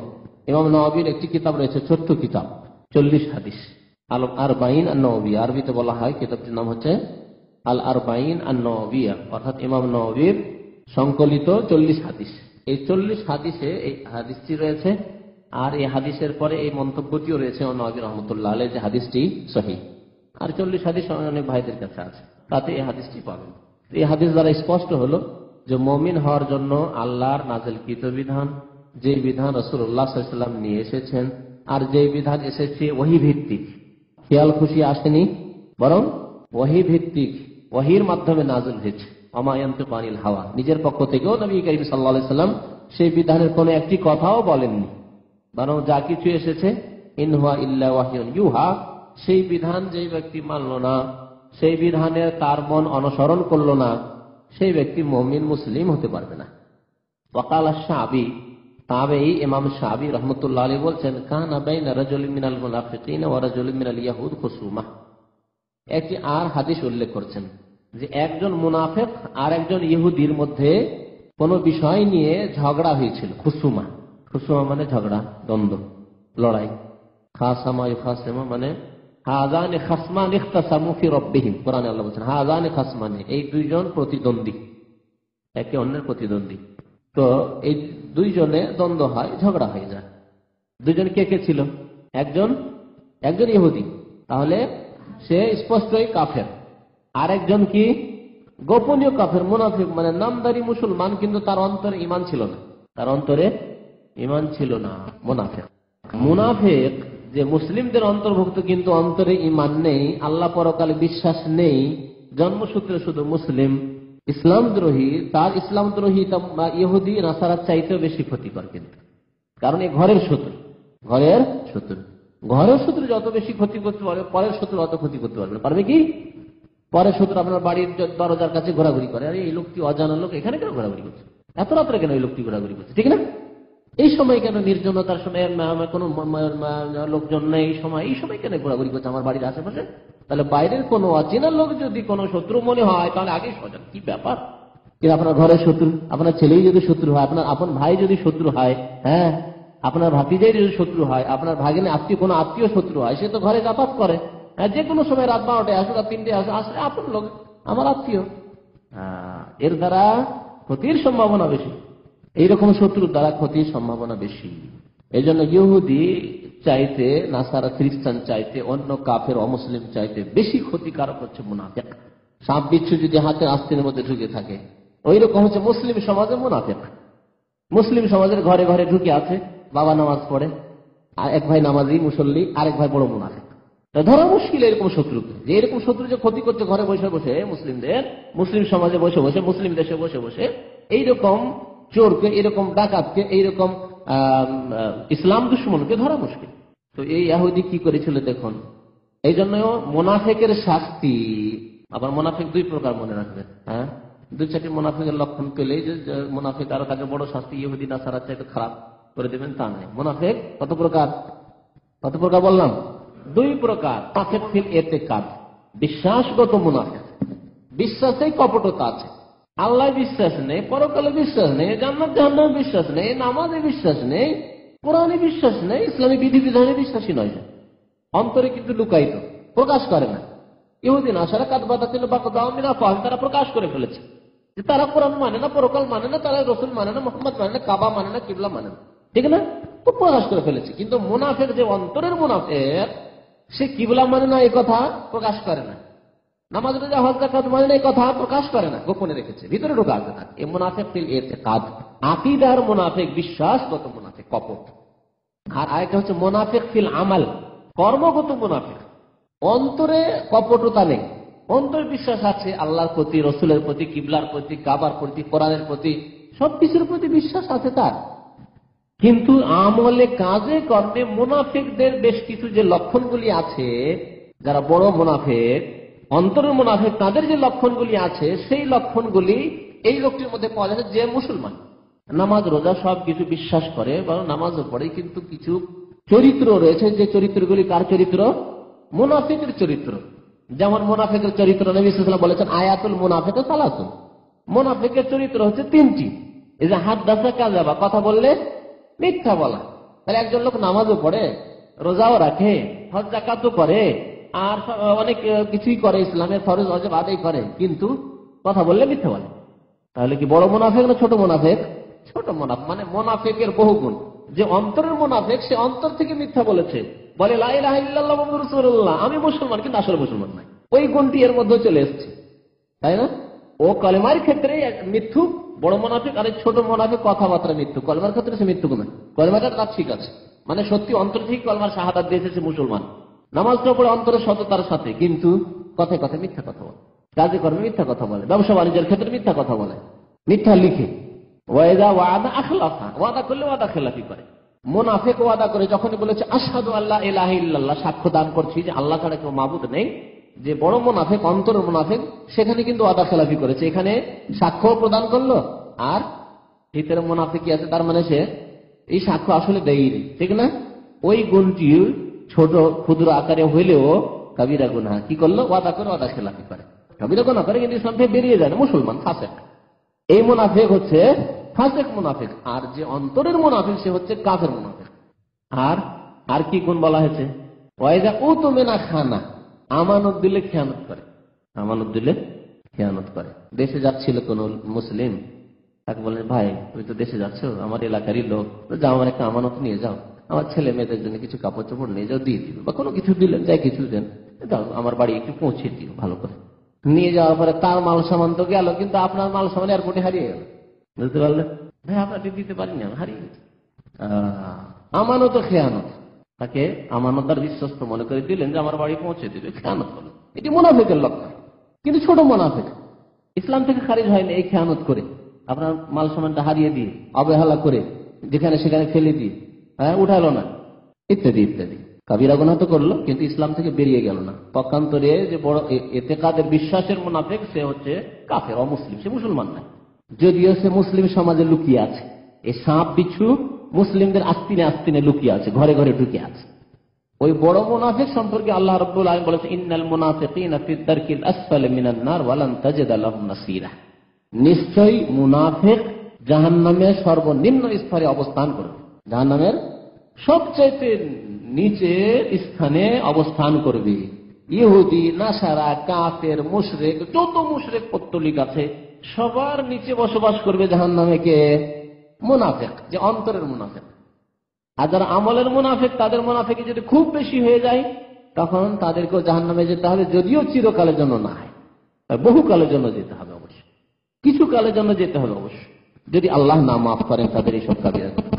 তাহলে মুনাফিক দুই প্রকার সম্পূর্ণ, একটি দুইটি গুণ কারোর মধ্যে মুনাফিকে যদি পাওয়া যায়, ওয়াদা খেলাফি পাওয়া যায়, বিশ্বাসঘাতকতা পাওয়া যায়, ইত্যাদি ইত্যাদি, মিথ্যা কথা বলে, তাহলে মুনাফিক বলে আখ্যায়িত করা ঠিক নয়। যে মন মানসিকতা অনেক মুসলিমদের আছে, আর একটু দোষ পেলে তুমি মুনাফিক, খবরদার না, এরকম গালি দেবেন না। এগুলি হচ্ছে ধর্মীয় হুকুম, ধর্মীয় হুকুম দ্বারা। এমনি তো গালি দেওয়া সে বাবুল মুসলিমে প্রসূখন, সে মুসলমান কিনা, এখন বলে সে মুসলমান, ফাসেক হলেও সে কি মুসলমান। আর মুসলমানকে গালি দেওয়া হচ্ছে ফাসেকি কাজ, তাহলে সে মুনাফিক হওয়ার কারণে, আমলগত মুনাফিক হওয়ার কারণে ফাসেক, আর আপনি তাকে মুনাফিক বলার কারণে আপনিও ফাসেক। বললেন সে বাবুল মুসলিমে ফুসুকুন, মুসলমানকে গালিগালাজ করা ফাসেকি কাজ, ওয়া কিতালুহু কুফরুন, আর মুসলমানদের বিরুদ্ধে অস্ত্র ধারণ করে খুন করা মুসলমানকে হচ্ছে কুফরি, নবী করিম সাল্লাল্লাহু আলাইহি সাল্লামের ফরমান।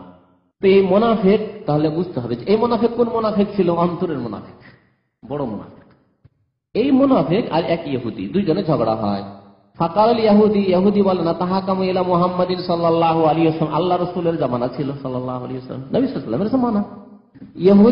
ইহুদি কিন্তু জানে যে আমরা যদিও ঈমান নিয়ে আসিনি, মুসলমান হইনি, কিন্তু মুহাম্মদ সাল্লাল্লাহু আলাইহি ওয়াসাল্লাম চাইতে সাধু মানুষ, ভালো মানুষ আর দুনিয়াতে নেই, নাই বিচারক, আল্লাহকে ভয় করেন তিনি। কারণ কোরআনে আল্লাহ বলেছেন ইহুদিদের কথা, বদমাইশদের কথা বলেছেন, ইয়ারিফুনাহু কামা ইয়ারিফুনা আবনাহু আল্লাযীনা আতাইনাহুমুল কিতাবা ইয়ারিফুনাহু কামা ইয়ারিফুনা আবনাহু, যাদেরকে আমি কিতাব দান করেছি, তাওরাত দান করেছি, তারা আমার প্রিয় নবী মুহাম্মদ সাল্লাল্লাহু আলাইহি ওয়াসাল্লামকে ওইভাবেই চেনে যেমন তারা তাদের সন্তান সন্ততিকে চেনে। তাহলে ভালো করেই জানতো যে মোহাম্মদ সাল্লাল্লাহু আলাইহি ওয়াসাল্লাম শেষ নবী, কিন্তু হিংসা করে তারা ঈমান নিয়ে আসে। আমাদের বংশে কেন আসলো না, ইসরায়েল গোত্রে কেন আসলো না, ইসমাইল গোত্রে কেন আসলো, মক্কায় কেন আসলো, আমাদের এলাকায় কেন আসলো? জাতীয়তা, হিংসা, বিদ্বেষ। অথচ তারা জানতো যে শেষ নবী আগমন করে গেছেন। তো ইহুদি ভাবছে যে নিজের আমার এই কেসে মোহাম্মদ সাল্লাল্লাহু আলাইহি ওয়াসাল্লামের কাছে যদি বিচার নিয়ে যায় তাহলে আমি জিতে যাব। ইহুদি ভালো করে জানছে এইরকম মুমিন হইতে হবে।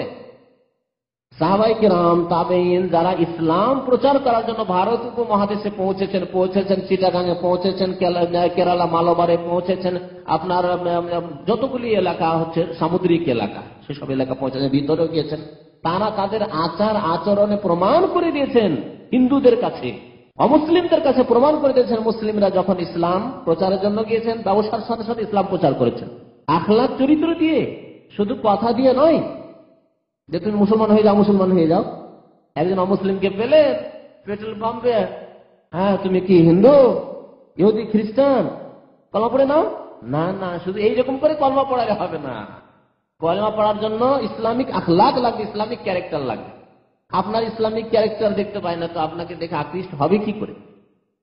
যখন এই ভালো মুসলিমগুলিকে, সৎ মুসলিমগুলিকে ওই কাফের হিন্দুরা দেখলো, অমুসলিমরা দেখলো ভারত উপমহাদেশে, যারে এরা তো আমাদের হিন্দু চাইতে ভালো, আমাদের ব্রাহ্মণ চাইতে অনেক ভালো, আমাদের নেতাদের চাইতে অনেক ভালো, আমাদের রাজা বাদশাদের চাইতে অনেক ভালো, এরা সৎ, এরা জুলুম করে না। হিন্দু ব্যবসায়ী আছে আর মুসলমান ব্যবসায়ী এমন থেকে এসছে, আরব থেকে মুসলমান ব্যবসায়ী এসছে, একটি পয়সা তারা খেয়ে মেরে যায় না, আর এই হিন্দুরা কত লাখ লাখ টাকা আমাদের মেরে নিচ্ছে। যখন এইরকম দেখলো তখন দেখলো না, এরাই সত্য ধর্ম নিয়ে এসছে মুসলিমরা, তখন দলে দলে মুসলমান হয়ে গেল। তার মধ্যে ভাগ্যবান হলো আমাদের পূর্বপুরুষ, তারাও মুসলমান হয়ে গেল আলহামদুলিল্লাহ। হ্যাঁ, যে জন্মসূত্রে আমরা মুসলমান হয়েছি, এইভাবে মুসলমান হয়েছে ভারত উপমহাদেশ, এইভাবে মুসলমান হয়েছে ইন্দোনেশিয়া, মালয়েশিয়া, এইভাবে ইসলামের প্রচার হয়েছে। তাহলে আপনাকে নবী করিম সাল্লাল্লাহু আলাইহি সাল্লামের সিরাত গ্রহণ করতে হবে। লাকাদ কানা লাকুম ফি রাসূলিল্লাহি উসওয়াতুন হাসানাহ। ইহুদি বুঝতে পারলো যে মুহাম্মদ সাল্লাল্লাহু আলাইহি ওয়াসাল্লামের কাছে বিচার যদি নিয়ে যায় তাহলে আমি জিতে যাব কিসে, কারণ আমি ন্যায্য পথে আছি। যাতে করে আপনার প্রতিবেশী হিন্দু বুঝতে পারে যে মুসলমানের কাছে যদি বিচার করে চাই তাহলে আমি ন্যায্য হক পেয়ে যাব। মুসলমানের সাথে যদি ব্যবসা বাণিজ্য করি, আদান প্রদান করি, মুসলমান মেরে খাবে না, পক্ষান্তরে হিন্দু মেরে খেয়ে নেবে, ইহুদি মেরে খেয়ে নেবে, খ্রিস্টান মেরে খেয়ে নেবে। এই কথা যেন বুঝতে পারে পার্থক্য। এই পার্থক্য যখন বুঝতে পারবে একজন হিন্দু, ইহুদি, খ্রিস্টান, তখন আর ইসলামের জন্য কলেমা পড়াইতে হবে, কলেমা পড়ো করতে হবে না। জি, এমনিতেই কলেমা পড়তে চাইবে। এই শান্তির ছায়াতলে অবশ্যই তারা আসতে চাইবে। ইহুদি বলল না তাহাকামু ইলা মুহাম্মাদিন সাল্লাল্লাহু আলাইহি ওয়াসাল্লাম, চলো বিচার নিয়ে যাই আমরা মুহাম্মদ সাল্লাল্লাহু আলাইহি ওয়াসাল্লামের কাছে।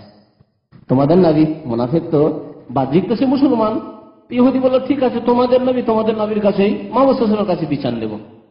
লিআন্নাহু আরাফা, কারণ সেই ইহুদি জানতে পেরেছিল আন্নাহু লা ইয়াখুযুর রাশওয়া, মুহাম্মদ সাল্লাল্লাহু আলাইহি ওয়াসাল্লাম ঘুষ নেবেন না, ঘুষ দিয়ে সেখানে কেসে জিতা যাবে না। আর আজকের মুসলিম যদি জজ ঘুষখোর হয়, যদি ব্যারিস্টার ঘুষখোর হয়, উকিল ঘুষখোর হয়, অ্যাডভোকেট ঘুষখোর হয়, তাহলে পাশে যে হিন্দু, খ্রিস্টান উকিল থাকবে, জজ থাকবে, কি করে আকৃষ্ট হবে ইসলামের উপর? হ্যাঁ, আমার চাইতে বেশি ঘুষখোর মুসলমান ব্যারিস্টার, মুসলমান উকিল, মুসলমান জজ, তাহলে কি করে মুসলমান হবে ওই সব অমুসলিম জজ ব্যারিস্টার গুলি? এই হচ্ছে মুসলমানদের অবস্থা। ওয়াকাল আল মুনাফিক, মুনাফিক যে বেশি ক্ষতিকারক ইহুদির চাইতে, মুনাফিক বলছেন না তাহাকামু ইলাল ইয়াহুদ, চলো তোমাদের ইহুদিদের কাছে বিচার দেও। কারণ সে বুঝতে পেরেছিল ইলমি আন্নাহুম ইয়াখুযুর রাশওয়া, ভালো করে জানে যে আগে গিয়ে ঘুষ দিয়ে দেবো। ইহুদি নেতাকে গিয়ে, বনু কুরাইজার নেতাকে বা বনু নাজিরের 3টি গোত্র ছিল মদিনায়, তাদের নেতাকে ঘুষ দিয়ে দিব রাত্রের অন্ধকারে, আর বলবো বিচারটা আমার পক্ষে করতে হবে। আমাদের দেশে সালিশগুলিতে হয় না এরকম? হ্যাঁ, বিচার নেওয়ার আগে যারা একটু হোমরা চোমরা প্রভাবশালী তারা গিয়ে কিন্তু বিচার আগে ফয়সালা হয়ে যায়। কি বিচার হবে না হবে আগে থেকে জানাই থাকে যে এরকম বিচার হবে, ওকে জিতাইতে হবে, একে হারাইতে হবে, একে মারতে হবে, ওকে ধরতে হবে, এসব আগে ফয়সালা হয়ে যায় ঘুষ খেয়ে। সামাজিক বিচারও সালিশ বড় ঘুষ চলে।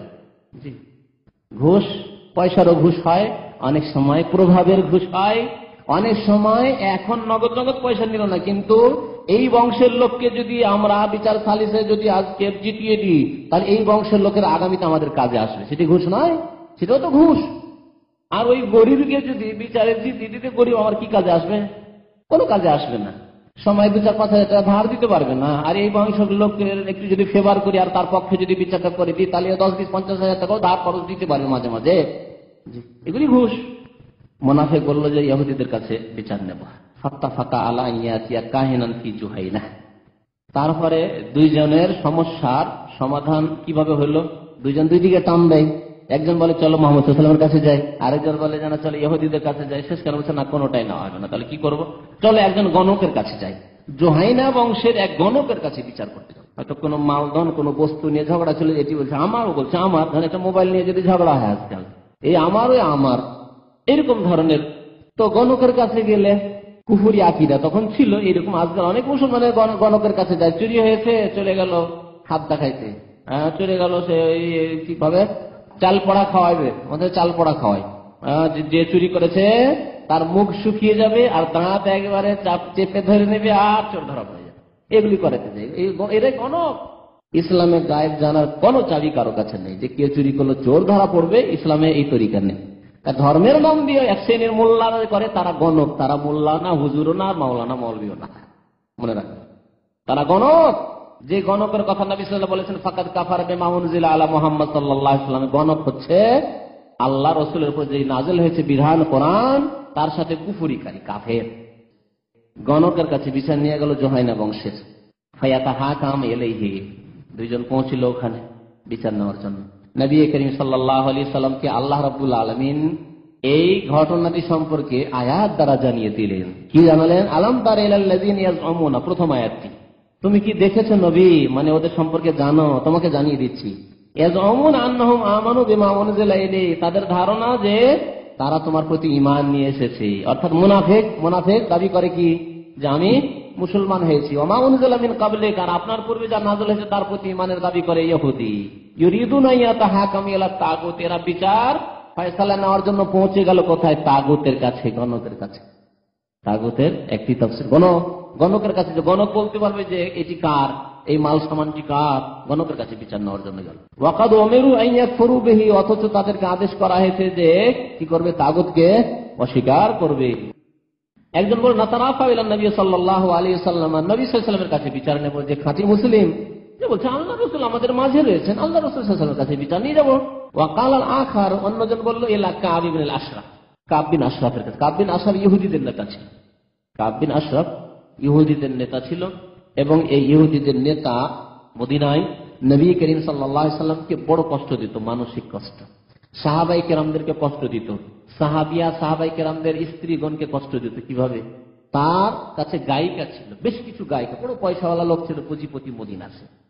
গায়িকা রাখতো আর তাদেরকে দিয়ে নাচ গান করাতো, আর কবিতার গান পড়াইতো, যে গানগুলি করতো, গান গাইতো, সেই গানগুলি হতো নবী করিম সাল্লাল্লাহু আলাইহি ওয়াসাল্লামের কুৎসাই, নবী সাল্লাল্লাহু আলাইহি ওয়াসাল্লামের আজওয়াজ মুতাহহারাত বিবিদের কুৎসাই, নবী সাল্লাল্লাহু আলাইহি ওয়াসাল্লামের মেয়েগণের কুৎসাই, নবী সাল্লাল্লাহু আলাইহি ওয়াসাল্লামের সাহাবী সাহাবিয়াত মহিলাদের কুৎসা গাইতো। নবী করিম সাল্লাল্লাহু আলাইহি ওয়াসাল্লাম খুব পেরেশান হয়ে গেলেন তার এই কুৎসার কথা শুনে, যে গান গাইছে আর লোকজনকে শোনাচ্ছে কুৎসা। কারণ মানুষকে এমনি গাল দিলে যে কষ্ট হয়, তার চাইতে বেশি যদি গানের ছলে যদি কুৎসা গাওয়া যায় তাতে বেশি কষ্ট হয়। বুঝেন না এটা? বুঝেন না? জি। এতে এমন এক সাহিত্য আছে গানে বা কবিতায়, যে কবিতার ছলে আর গানের ছলে যদি কাউকে কষ্ট দেওয়া হয় ওতে বেশি কষ্ট হয়। নবী করিম সাল্লাল্লাহু আলাইহি ওয়াসাল্লাম একবার বললেন উহজু কুরাইশ। হাসান বিন সাবিত রাদিয়াল্লাহু তাআলা আনহু মুসলিম কবি, ইসলামিক কবি ছিলেন। তার জন্য নবী সাল্লাল্লাহু আলাইহি ওয়াসাল্লাম মাঝে মাঝে মেম্বার রেখে দিতেন, মসজিদে নববীতে মেম্বার রেখে দিতেন, আর বলতেন মেম্বারে চাপো আর তুমি কাব্য রচনা করো, কবিতা বলো।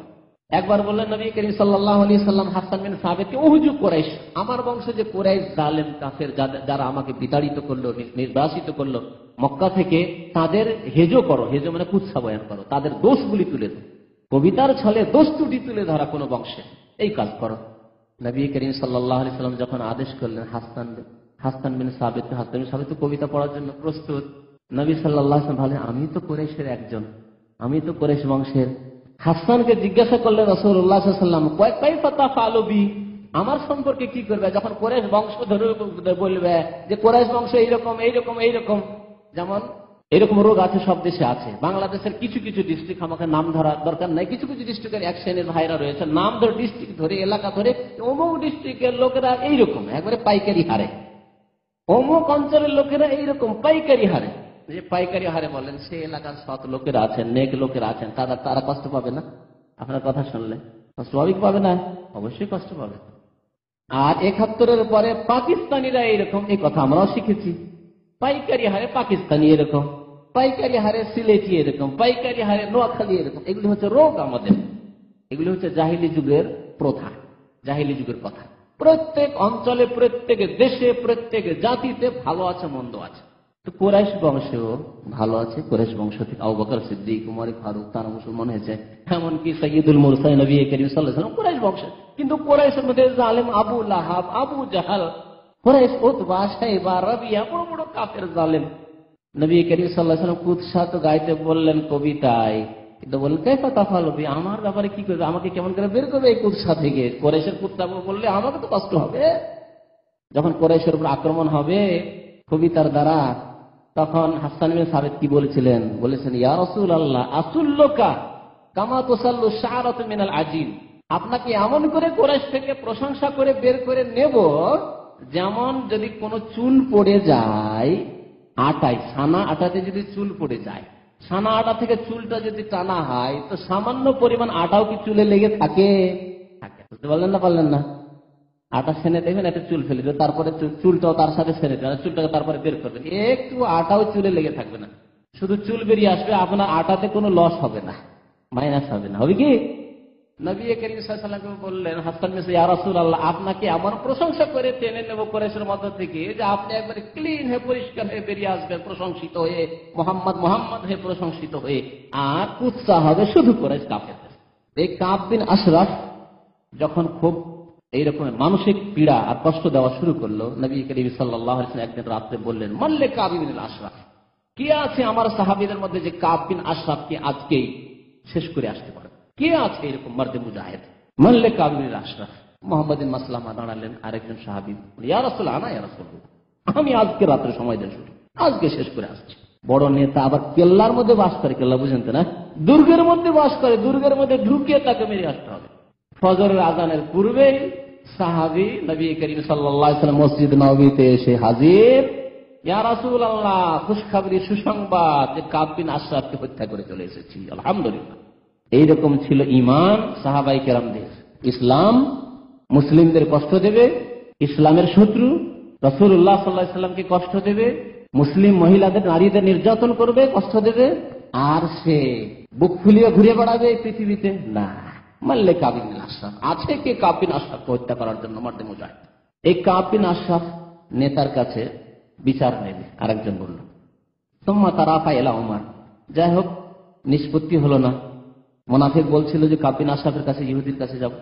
শেষ পর্যন্ত সুম্মা তারাফা ইলা উমর, উমর রাদিয়াল্লাহু তাআলা আনহুর কাছে বিচার নিয়ে গেল। এই মুনাফিক ভাবলো যে রাসূলুল্লাহ সাল্লাল্লাহু আলাইহি ওয়াসাল্লামের কাছে যদি বিচার নিয়ে যায়, তিনি রাহমাতুল লিল আলামিন, আর তার কাছে তো ওহী আসে, ব্যাপারটা তো বুঝে নেবেন, আর তার বিচার তো সঠিক হবে, তো আমি তো জিততে পারবো না। মুনাফিক ওমরের কাছে যায়। ওমরের কাছে কেন সে যাবে? ভাবছে যে ওমরের তার কাছে ওহী তো আসে না, আর আমি এমন ভাবে বাকপটু হয়ে বলবো কথাবার্তা যে ওমর রাদিয়াল্লাহু তাআলা রাগী মানুষ, তিনি তখন আমার কথা বিশ্বাস করে নিয়ে ফয়সালা করে দেবেন, জিতে যাবো, এই আশা নিয়ে ওমর রাদিয়াল্লাহু তাআলার কাছে। ফাযাকারা লাহু আহাদুহুম আল কিসসা, তাদের একজন ঘটনাটি বর্ণনা করলো। ঘটনাটি বর্ণনা করতে গিয়ে বললো যে দেখেন, বরং আরেকটি বর্ণনা রয়েছে যে রাসূলুল্লাহ সাল্লাল্লাহু আলাইহি ওয়াসাল্লাম এই ক্ষেত্রে তাদের সমস্যা সমাধান একটি দিয়ে দিয়েছিলেন, কিন্তু মনোপুত হয়নি, তাতে খুশি হয়নি সে মুনাফিক। ঠিক আছে, আল্লাহ রাসূলের কাছে তো এরকম বিচার হলো, তবে এক কাজ করা যাক, একটু উমারকেও দেখে নি, আপিল করি। সুপ্রিম কোর্টে ফিরে এসে হাইকোর্টে যাবে, বুঝতে পারছেন না? সুপ্রিম কোর্ট থেকে ফিরে এসে হাইকোর্টে যাবে বিচার। আপিল করা তো বুঝেন না, আমাদের আপিল হয় না কেসের, ওপের আপিল হয়, এর নিচে আপিল করার জন্য আসছে ওমর রাদিয়াল্লাহু তাআলা আনহুর কাছে। ফাযাকারা লাহু আহাদুহুম আল কিসসা, ঘটনা কিন্তু সেই মুসলমান শুনে দিল যে দেখুন ওমর বিচার কিন্তু রাসূলুল্লাহ সাল্লাল্লাহু আলাইহি ওয়াসাল্লাম করেছেন, কিন্তু তার মনোপুত হয়নি, তাই বললো যে যাই একটু উমরের কাছে যাই, আর আপনার বিচারটা একটু দেখে নি, তাই আপনার কাছে এই বিচার নেওয়ার জন্য এসেছে। ফাকালা লিল্লাযী লাম ইয়ারদা বিরাসূলিল্লাহ সাল্লাল্লাহু আলাইহি ওয়াসাল্লাম, ওই ব্যক্তিকে জিজ্ঞাসা করলেন ওমর রাদিয়াল্লাহু তাআলা আনহু, যেই ব্যক্তি রাসূলুল্লাহ সাল্লাল্লাহু আলাইহি ওয়াসাল্লামের বিচারের উপর সন্তুষ্ট হয়, মন খুশি হয়নি, যাই উমরের কাছে যাই বলে চলে এসেছে। তাকে জিজ্ঞাসা করলেন, কি আকাযালিকা, ঘটনা কি সত্যি যে তোমরা আল্লাহ রাসূলের কাছে বিচার নিয়েছো, তারপরে আমার কাছে বিচার নেওয়ার জন্য এসেছো? ঘটনা কি সত্যি? সে বলল, কালার নাম, হ্যাঁ ভালোই কথা তাহলে তো, হ্যাঁ আমাকে বড়ই মনে করছে ভালো। যদি শয়তান ঢুকে থাকতো, শয়তান যদি ওমর রাদিয়াল্লাহু তাআলা আনহুকে দেখে না পালাইতো তাহলে তো খুশি, আহ্লাদে আটখানা বলে না, হ্যাঁ খুশি। আরে মোহাম্মদ সাল্লাল্লাহু আলাইহি ওয়াসাল্লামের কাছে বিচার তাদের পছন্দ হয়নি, আমাকে কত বড় বিচারপতি মদিনার মনে করে আমার কাছে বিচার নেওয়ার জন্য এসছে। আজকাল যারা তাগুতি বিধান অনুসরণ করে তারাও এরকমই। আরে অমুক পার্টিতে তার হইলো না, আমাদের দলে চলে এসছে, দেখো ওই দল থেকে জিতলো, এমপি হলো আর আমাদের দলে ঢুকে পড়েছে, কত খুশি। যতই বাতিলে থাক না কেন, এক দল থেকে আরেক দলে, এক বাতিল থেকে আরেক বাতিলে, এক গর্ত থেকে আরেক গর্তে যখন আছাড় খেয়ে এসে পড়লো তো কত খুশি, আমাদের দল বেড়ে গেছে। কারণ এদেরকে শয়তান গ্রাস করে দিয়েছে। আর উমর রাদিয়াল্লাহু তাআলা আনহু, নবী করিম সাল্লাল্লাহু আলাইহি ওয়াসাল্লাম বলেছেন যে উমর রাদিয়াল্লাহু তাআলা আনহুকে দেখে শয়তান এত ভয় করে, যদি জানতে পারে শয়তান যে উমর কোন গলি দিয়ে আসছেন, তাহলে শয়তান আরেক গলি দিয়ে পালায়, অন্য গলি দিয়ে পালায়। দেখেন উমর রাদিয়াল্লাহু তাআলা আনহু বলে ঠিক আছে থামো, বাড়িতে ঢুকে তরবারি নিয়ে আসলেন, ফাদারাবাহু বিসাইফি ফাকাতালাহু, তরবারি দিয়ে এমন আঘাত করলেন, ফাকাতার সাথে সাথে দ্বিখণ্ডিত করে হত্যা করে দিলেন উমর রাদিয়াল্লাহু তাআলা। আর বললেন, এখানে নেই হাদিসে, হাযা কাযাউ মান লাম ইয়ারদা বিকাযাই রাসূলিল্লাহ সাল্লাল্লাহু আলাইহি ওয়াসাল্লাম, এই ফয়সালা হচ্ছে ওই ব্যক্তির ফয়সালা, এই বিচার হচ্ছে এই যে খুন করলাম, হত্যা করলাম, এটি হচ্ছে ওই ব্যক্তির ফয়সালা, ওই রকম লোকের বিচার যেই ব্যক্তি রাসূলুল্লাহ সাল্লাল্লাহু আলাইহি ওয়াসাল্লামের বিচারের উপর রাজি হতে পারে না, সন্তুষ্ট হতে পারে না। যে আল্লাহ রাসূলের বিচারে রাজি হলো না, সন্তুষ্ট হলো না, তার বিচার হচ্ছে তলোয়ার। এই রিওয়ায়াতটি সম্পর্কে মুহাদ্দিসিনদের দ্বিমত আছে যে এটি ঠিক না ঠিক নয়। যারা বলেছেন ঠিক নয় তারা বলেছেন সমাজের দিক দিয়ে একটু আপত্তি আছে। তাছাড়া কি করে উমর রাদিয়াল্লাহু তাআলা আনহু দুইজন মুসলিম বিচার নিয়ে আসলেন, হত্যা করে দিলেন কি করে, এইভাবে তারা এটিকে, হাদিসটিকে যঈফ বলতে চেয়েছেন। কিন্তু যারা বলেছেন যে হাদিসটি সহিহ, এবং হাদিসটি সহিহ, যেমন ফতুল বারীতে হাফেজ ইবনে হাজার রাহমাতুল্লাহ আলাইহি হাদিসটির সনদকে সহিহ বলেছেন। আর এটি তাফসীরের রিওয়ায়াত আব্দুল্লাহ বিন আব্বাস রাদিয়াল্লাহু তাআলা আনহু বর্ণনা করেছেন, দুররে মানসুর তাফসীরে তাবরীতে বর্ণনা করেছেন, মুজাহিদ তাবেঈ বর্ণনা করেছেন এই রিওয়ায়াতটি। তারা বলেছেন যে না, দুইজনই মুসলমান ছিল না, একজন মুসলমান ছিলেন আর আরেকজন মুনাফিক ছিল। মুনাফিককে হত্যা নবী সাল্লাল্লাহু আলাইহি ওয়াসাল্লাম করতেন না, কিন্তু মুনাফিক যদি তার কুফরি প্রকাশ করে দেয়, মুরতাদ হয়ে গেল, তখন আল্লাহ রাসূলের বিচার অমান্য করে অন্যের কাছে বিচার নিয়ে যাওয়া, এটি মুরতাদ হয়ে যাওয়া। আর মুরতাদের শাস্তি ইসলামে কি? হত্যা করা। এই জন্য উমর রাদিয়াল্লাহু তাআলা আনহু হত্যা করেছেন। যদি করে থাকেন তাহলে তার ব্যাখ্যা হচ্ছে এইরকম। নবী করিম সাল্লাল্লাহু আলাইহি ওয়াসাল্লাম মুনাফিকদের নেতা আব্দুল্লাহ বিন উবাই, তাকে ইচ্ছা করলে হত্যা করতে পারতেন, হত্যা করেননি। সারা জীবন সে বেঁচে থেকেছে এবং শেষে মারা গেছে। এমনকি জানাজে তো হাজির হয়েছেন। আল্লাহ রাব্বুল আলামিন নিষেধ করলেন দোয়া করতে, যখন তিনি ইস্তেগফার করতে চাইলেন তখন আল্লাহ রাব্বুল আলামিন নিষেধ করলেন। সূরা তাওবায় রয়েছে, ইন তাস্তাগফির লাহুম ৭০ মাররা ফালা ইয়াগফিরুল্লাহু লাহুম। এই মুনাফিকদের জন্য যদি ৭০ বার করে তুমি ইস্তেগফার করো, আমার কাছে মার্জনা কামনা করো, আল্লাহ ইবনে উবাইকে মাফ করে দাও, মার্জনা করে দাও, গুনাহ খাতা মাফ করে দাও, লা ইয়াগফিরুল্লাহু লাহুম, কখনো আল্লাহ রাব্বুল আলামিন মার্জনা করবেন না, ক্ষমা করবেন না। তারপরে নবী করিম সাল্লাল্লাহু আলাইহি ওয়াসাল্লাম ইস্তেগফার থেকে বিরত হয়ে গেলেন।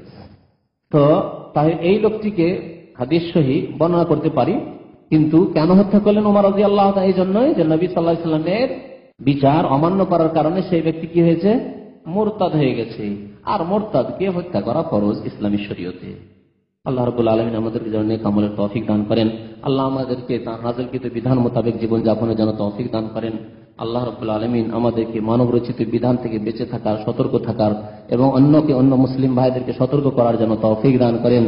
আমিন। ওয়া সাল্লাল্লাহু আলা নবিয়িনা মুহাম্মদ ওয়া আলা আলিহি ওয়া সাহবিহি আজমাইন।